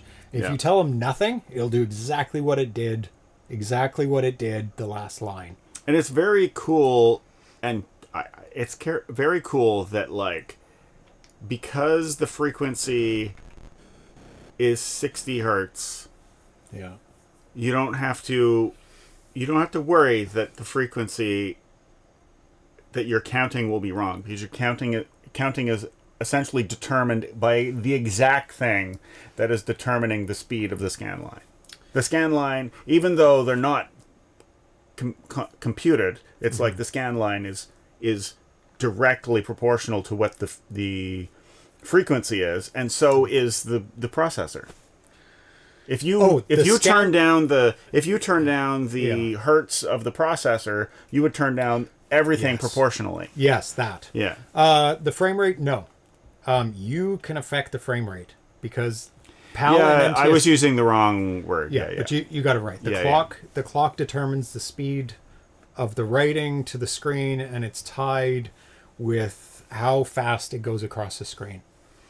It's very, very fast when you think about it, the 2600. It's Yeah. doing like, it takes 1/60th of a second to draw this whole screen. Yeah. To draw one clock cycle, which is like that wide on the screen, it goes fast. It's such a infinitesimal small amount of time. Yeah. But you can see I use the ball to make the power pellet. Yeah, I saw that. I Because saw that, yeah.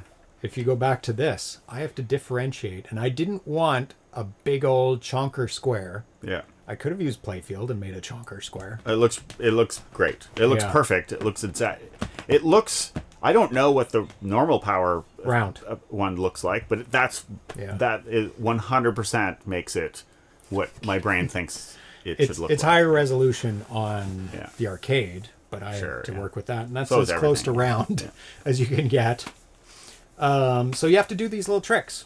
Like, look at the ball there. I had to block off part of my So why is there a background. little speck of ball up there? What is that? Oh, that's Speckaball. The cats are on the loose and they must be stopped. Hi, sir. Oh. There's a Speckaball there because I'm not super awesome. That I don't know why it's there. Anyway, I'm trying to position the ball, and I did it there, and that's probably a slight reposition of the ball. It's black, so you can't see it because it's black on a black background. Yeah. But the ball is actually there, and it could be collided with if player one touched it. It would actually sense. But collision. why is that one cycle ahead of where you put it there because I it can't gets some remember. lag or something? Like it does something and it lags to over where you wanted it? Is Is that space exactly one cycle or something? It's a good question. I can't answer. Okay. Disable debug colors, then disable ball. Yeah. Oh, there you go. So you can see. Yeah, that's a good example. So I disable the ball. You can see the background now. Yeah. The background color go through it. Because it's not quite wide enough. Because I'm glad that it wasn't quite wide enough because it made you have to do that. And the example is that much better because of it. it is. Because this. That was like very genuinely very helpfill to just have the reminder that you can do graphics with anything. Yep. Oh, here you go. And I used also the playfield to do black, and the playfield draws on top of the background. So I was able to use playfield there. I guess I could have used playfield there. But it would have been too wide. Now I could have used one. Oh, that's right. That's right. It's 4, and it would have been too wide. But this so is why perfect. couldn't you use player? That's the whole width of the player. I used the whole width right up to there. But couldn't you just start with player 1 there and do that? I'm not saying that it would change anything. It wouldn't get up to that. The E would be short. But couldn't you use an extra iteration of player? No, you only get 3. You get 1, 2, 3, 1, 2, 3. Oh, you can do 3 iterations of player per line. Yeah. I didn't know. I didn't get there. I haven't gotten there yet. I didn't know. I haven't touched anything on players. Well, I know they exist because you told me in the past. It would have been awesome if they included a quad copy or a quint copy, but they only have 3 copies. It's a single set. That 2, explains 3. the score being 6 digits. It exactly explains Yeah. the score, because you can see I used it as well for the score. I made my own font based on Pac-Man-ish fonts. Or you could save some of those player for other things and only have like 4 You or could, 5 but digits or whatever. You have to kind of put them. But you're unlikely to need it anyway. So. You kind of have to put them there, though, because they're all tied together. If you move that one over to there, like if you move that one over to there, all 3 move as a chunk. Like they are a set distance apart, so you can't just peel off one of them and put them wherever you want. They go as a pack. But unless you're okay with making them flash. Yes. Okay. Yeah. And then Okay. that's a whole new screen. Gotcha. And then you go. Bloop, bloop, bloop. Yeah, I understand now. A lot of people try to avoid flicker. It's called flicker Flicker, yeah. because it looks flickery. I should know that, but the words are hard. Yeah, words are hard. Because people really are traumatized by Pac-Man, the original Pac-Man on the 2600, Oh, because it used 15 hertz flicker, which is 1 every 4 frames for the 4 so ghosts. it's like pretty harsh flicker. Yeah. It is. More copies than when you'd run out of time anyway. That's why it's pointing out. Yeah, you would, because remember I was saying, it gets you butt up against the amount of time you have to change. Like it gets closer and closer. I don't know if we can. Let's see. Look at this. No, there we go. I probably will forget where everything is in my code. Oh. So is this where you edit your code? No, this is where I look for where problems are. Okay. So Because I've been using that website thing that you put the code in it, and then you can edit it right there, and then it immediately shows you over here. Like, you just immediately start doing whatever it says. Yeah. that's super awesome to do. What is that called? 8-bit Workshop. 8-bit workshop. see if I can find load. I mean, not that I've done anything, but I put up an example piece and then, edited things to see what the syntax Oh, here's would do. at least playfield. Me writing to playfield. Load something from a RAM, start in the playfield. Load something from RAM in that order. Start to playfield. So RAM with the letter, is that you making a label, or is that... That's not my label. So it's RAM underscore and then a hex code. That's how you load from RAM? Or is that how... There's multiple ways to load from RAM depending on where you're getting things from, and it takes longer or shorter depending on if you're indexing.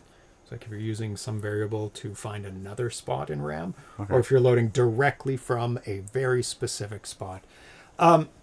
It would all have labels if I was running this from where I compiled my code, because there's another file that you get Yeah. that would give all these labels better names, because these all have proper names rather than RAM 80 through through FF, RAM FF.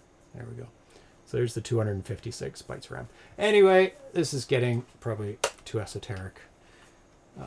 Probably. Sorry. It's okay. I was going off track. I went to them. I get excited. I get excited about doing this, about programming. It's super fun. It is fun. Because it's basically logic and solving problems. Yeah.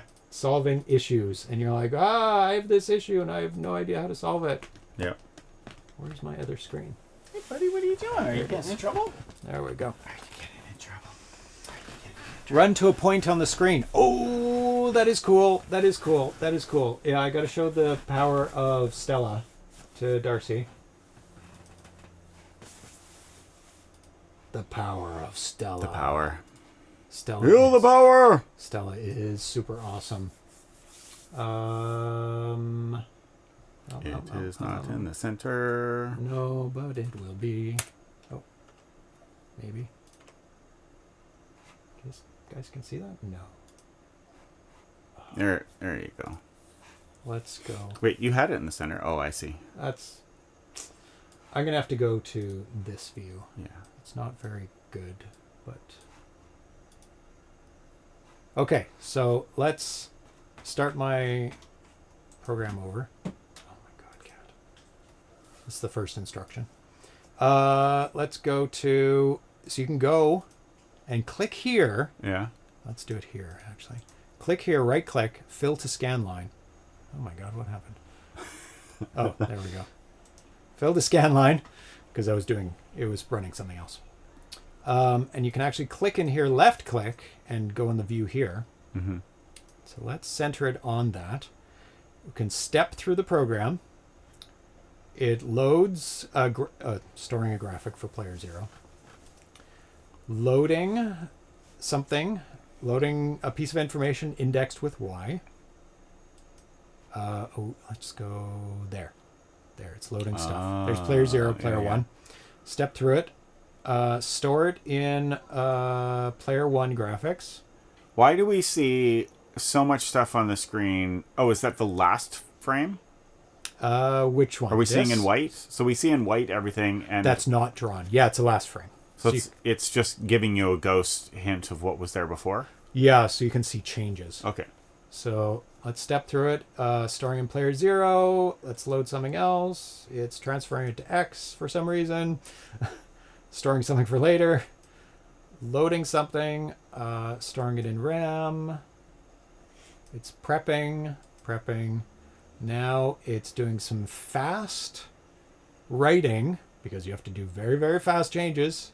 Storing some stuff I've stored in X and Y into player 1 and player 0.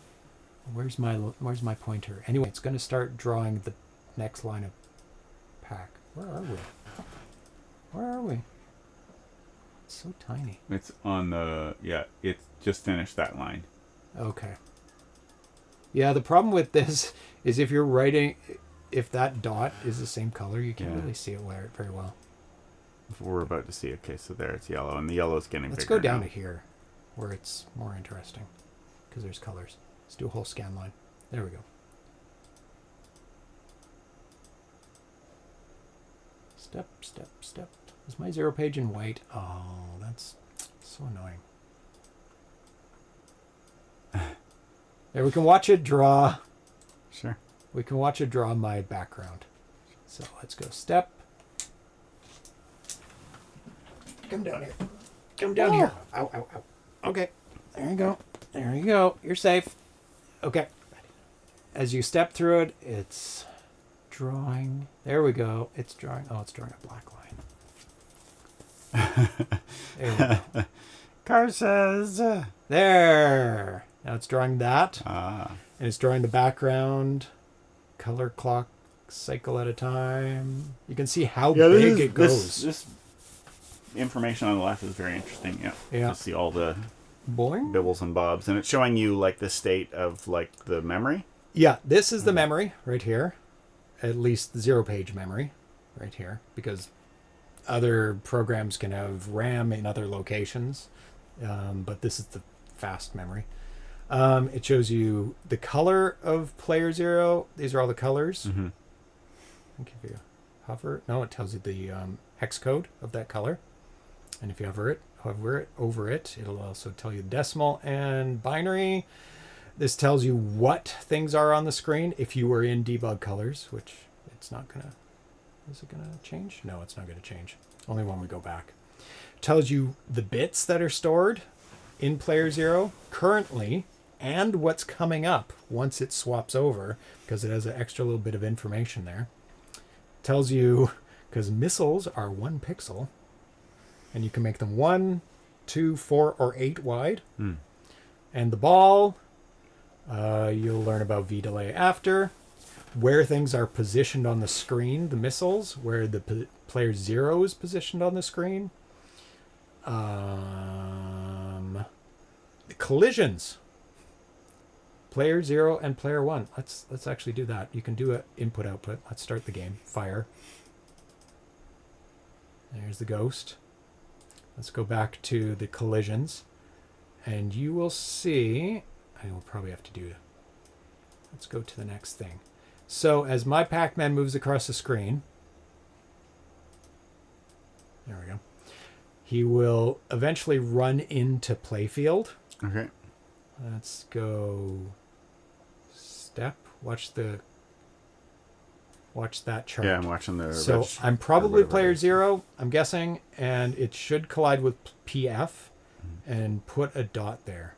As soon as let's do frame. It'll probably work. If it doesn't, then I will step backward. Nope, it doesn't, because I've already cleared the collision. Let's do scan line. Let's go up to there. Oh, there P1. there. So I'm. Yeah. Oh, actually, it might be the ghost. And ball. It's actually the ghost. BL. Yeah, he's. Oh, because the ghost is touching the ball, or touched the ball. He touched the ball and I haven't cleared the collisions, I guess. Okay. Because I only need to clear the collisions when I run into something. Because I only care about that. Oh, yeah, and then it showed you touching it. Did it? All I know is I saw don't a think red dot so. in player 0 and 1. I don't know what it was. That's the one we want. Yeah, that's what I thought I saw. I missed it. Let's go back. She can step backwards, too. No, you're a liar. You're a dirty, Okay. dirty, dirty liar. Okay. Because he hasn't actually touched it. Because I use... Did I use it? I think I used hardware collision. Because it's so much easier if you can get away with it. Oh, there we go. He touched it. Let's go back. Step, step, step, step, step, step. And as it's drawing, pixel by pixel, it hasn't touched it yet. Next line won't touch it, but this one will. Let's step. See the little dots getting across. It's to the Pac-Man. It drew it. And that pixel touched the playfield. 1 overlap pixel. So Stella is incredible for debugging your program, because you can see absolutely everything that's going on. Every collision, every piece of RAM, all the colors. Everything. There's also another program called Gopher that goes beyond this into like crazy amounts of detail that is way too much for my brain at the moment. But you can really, really dig deep into Gopher as an emulator. But it doesn't do real-time emulation on some things if it's too intensive, because it's so intensive. You can't really... I don't think you can really play all the games in it, because it can't keep up with all the things it's keeping track of. Yeah. 6-digit score routine is one heck of a way to introduce these concepts. Yeah. If you want to see a gnarly version of player reuse, load up Galaxian. Oh, because every bad guy's player reuse? It respawns multiple times. I don't know. I haven't wrapped my head around it. It's like, oh my god, there's 8 across, 7 across, 7 across, 7 across. Like, oh my god, how did they do 7? So there's 4 of something. 1, 2, 3, 4, and but they're all the same player character. They're all player 0 all the way across. All 8? All 7 of them are all the 7. same player character. How come they have different colors in this mode? Because it's a double copy. Yeah, because one is slightly lighter, then it goes back to the first instance, and then the second instance, then the first instance, then the second instance. So let's just see what they're doing.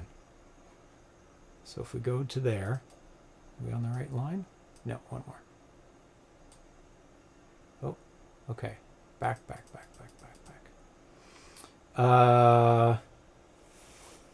Yeah, you can tell it to draw a character right now. Draw a character right now again.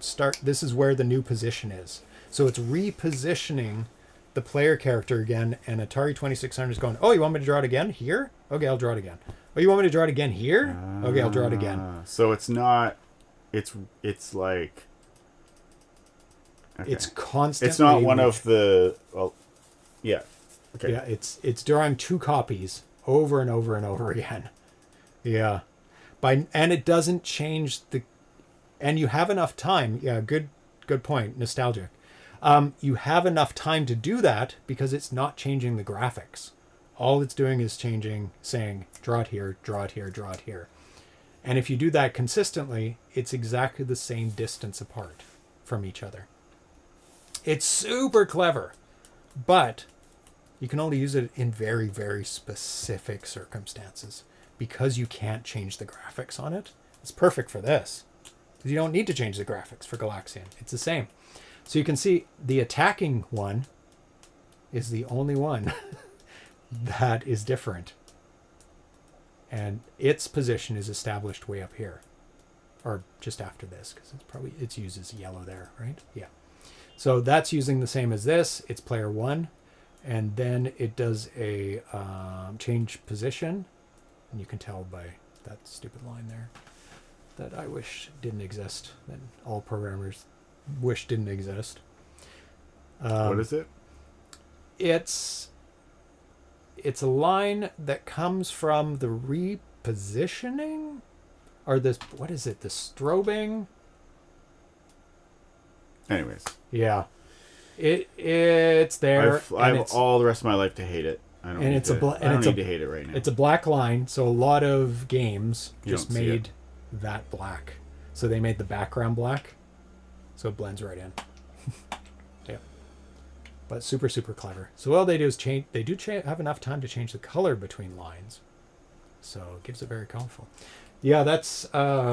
So it's not super, player super 1, clever. player 2, player 1, player 2. It's player 1, 1, 1, 1, 1, 1, 1, 1, 1, 1. Yes. And then Wide. player 2 is the one that is flying down to attack. Yeah. And if it has 2 flying down to attack, they turn the same way. So it's No, the same because they're on graphics. different lines. Oh, They're far okay. enough apart, and I don't think they overlap. Let's just play the game for a second and not kill anything. Do 2 come attack? Oh my god, what Do I have the ball turned off? There we go. Now we can see what's going on. What is happening? Why am I dying? Oh my god. It's because I have developer settings on?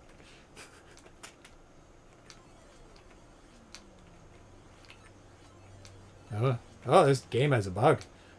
This game is very naughty. Maybe more than one don't come down on this level. But anyway, they would be on different lines. Mm-hmm. So you'd be able to reuse the same player character. And when you shoot it, I suspect it's going to change into player 1 as well. Let's just see. Yep, see? Player 1 all of a sudden, because it can't do it. It can't change it doesn't have enough time to change the graphics for player 0. It changes it into player 1. Bwah! Bwah! What is killing me when I go to developer mode? What is killing me? It's probably I have to restart the game. Because it's being naughty in developer mode. Nostalgic says you probably have missile or ball turned off. I thought that, but no, I don't. Ball is on. But what about missile? See, what is it doing? What about missile? Oh. Missile or ball? Oh. Missile. Which one's missile? Nope, they're both on. It's just naughty. Watch. Just dying. Something weird. Some collision is happening when it shouldn't be happening. Anyway. Oop. Let's not turn everything off. There we go. There's some terrible lessons on how to program the 2600. H-move blanks. That's what I was looking for. H-move blanks. So after you set everything up, I think you do an H-move, and then it puts them into place. I'm still not great with H-move.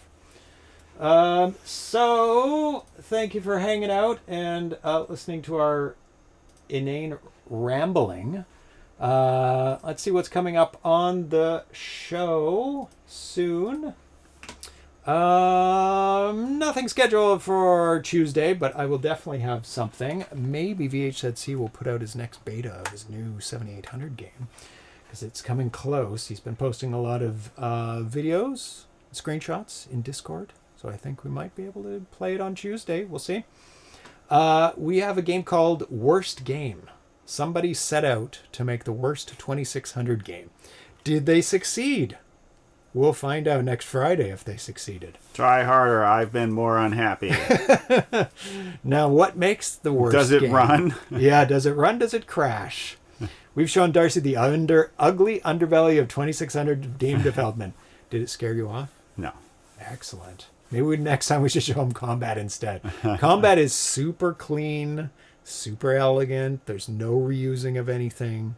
Nice play field. Yeah, but this is more informative. Like, Yeah. I'm not. You weren't showing me at the resolution that would fry my brain. You were showing me like macroscopically what was being done. Yeah.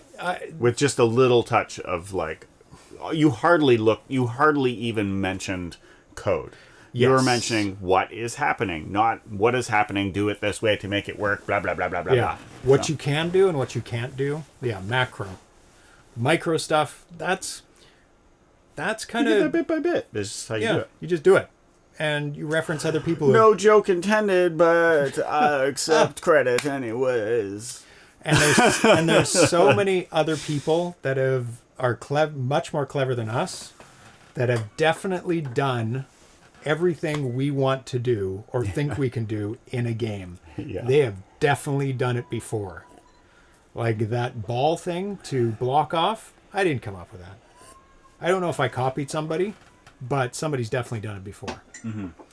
And in fact, it's really hard to do something that the original developers in the 80s didn't do, in the 70s, and even into the 90s. Like Homebrew, there's been some clever things, but it's not as many. People think, I think I saw somebody in the Discord the other day saying, "Oh, is this the first game with voice in it in real time?" No, Big Bird's Egg Catch or something did that in the 80s.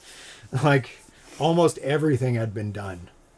And once you start programming, too, for the 2600, you'll soon discover how clever the people who made the hardware for the 2600 actually were. They thought of so many things that people didn't use until much later on in developing. It's super, super clever. Quadrun also uses voice without blanking the screen.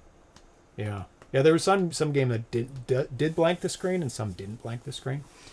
We also are going to put in some scores for Dragon Keep Caravan Edition contest. We have a whole ton of interviews in June and July, possibly into this month as well. Like, look at all these.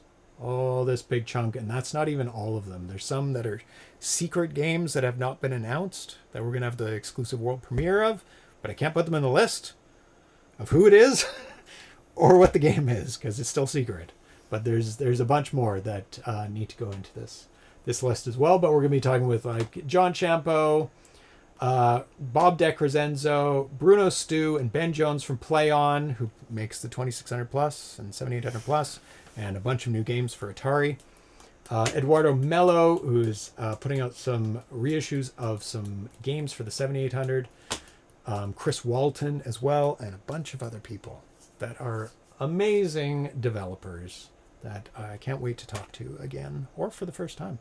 Never talked to Bruno Stu or Ben Jones on the show. I've talked to Ben Jones in person. And I don't think I've had Chris Walton on the show other than for the Atari Homebrew Awards. But I've talked to him in person a bunch of times. Why is the cat cam pointing there? That's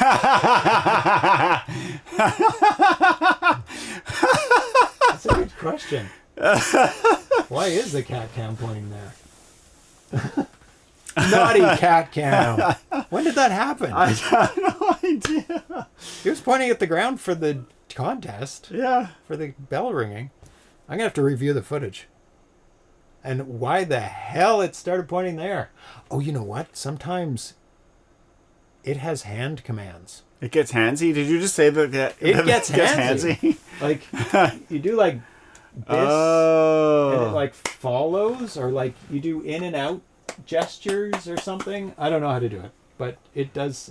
Come this way. Come this way. Yeah, I must have said crotch cam at some point. Anyway, we have a lot of cool things coming up in the show.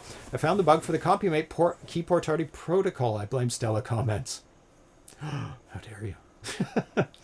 So thanks for hanging out with us today. Gamma Dev, Vitoko, Al Nefer, Dan, AVC, Nostalgic, Thomas, of course. Who else? Chatty Chatties. The D-Train. Ivory Tower Collections. Ground Trooper. Hammers Dev. Zeptari. And everybody else who was lurking. Mouse motions misinterpreted. It could be the keyboard too, actually. Actually, it could be the keyboard. Pro7 says the cat cam was changing while you were using the Stella debugger. Oh, you know what? I bet there's some bindings. Because I was pressing a bunch of keys. Right. I wonder. Oh, yep. What? Did it move? Alt. Oh, there it goes. But why is it pointing at my crotch? Why is there a spot that has to do with... What is... No. No. But why is it moving so weird? Anyway, that's super weird. Yeah, Alt and comma and period move it. Okay. Yeah, it was bound to keyboard commands. All roads leads to Darcy's lab. Yeah. So thanks for hanging out. We'll be back. Happy Friday, but we'll be back on Tuesday at the latest. And so everybody have a great weekend. Happy programming, happy developing. I'll be doing some more developing on my program. I don't know when I'll have a work in progress. I'm pretty far. It's quite complex for me. is a lot of stuff that I have to create. But I've mapped it out, so I'll probably get a lot done this weekend. So we will see you on Tuesday. Have a great weekend, everybody. Bye-bye. Bye.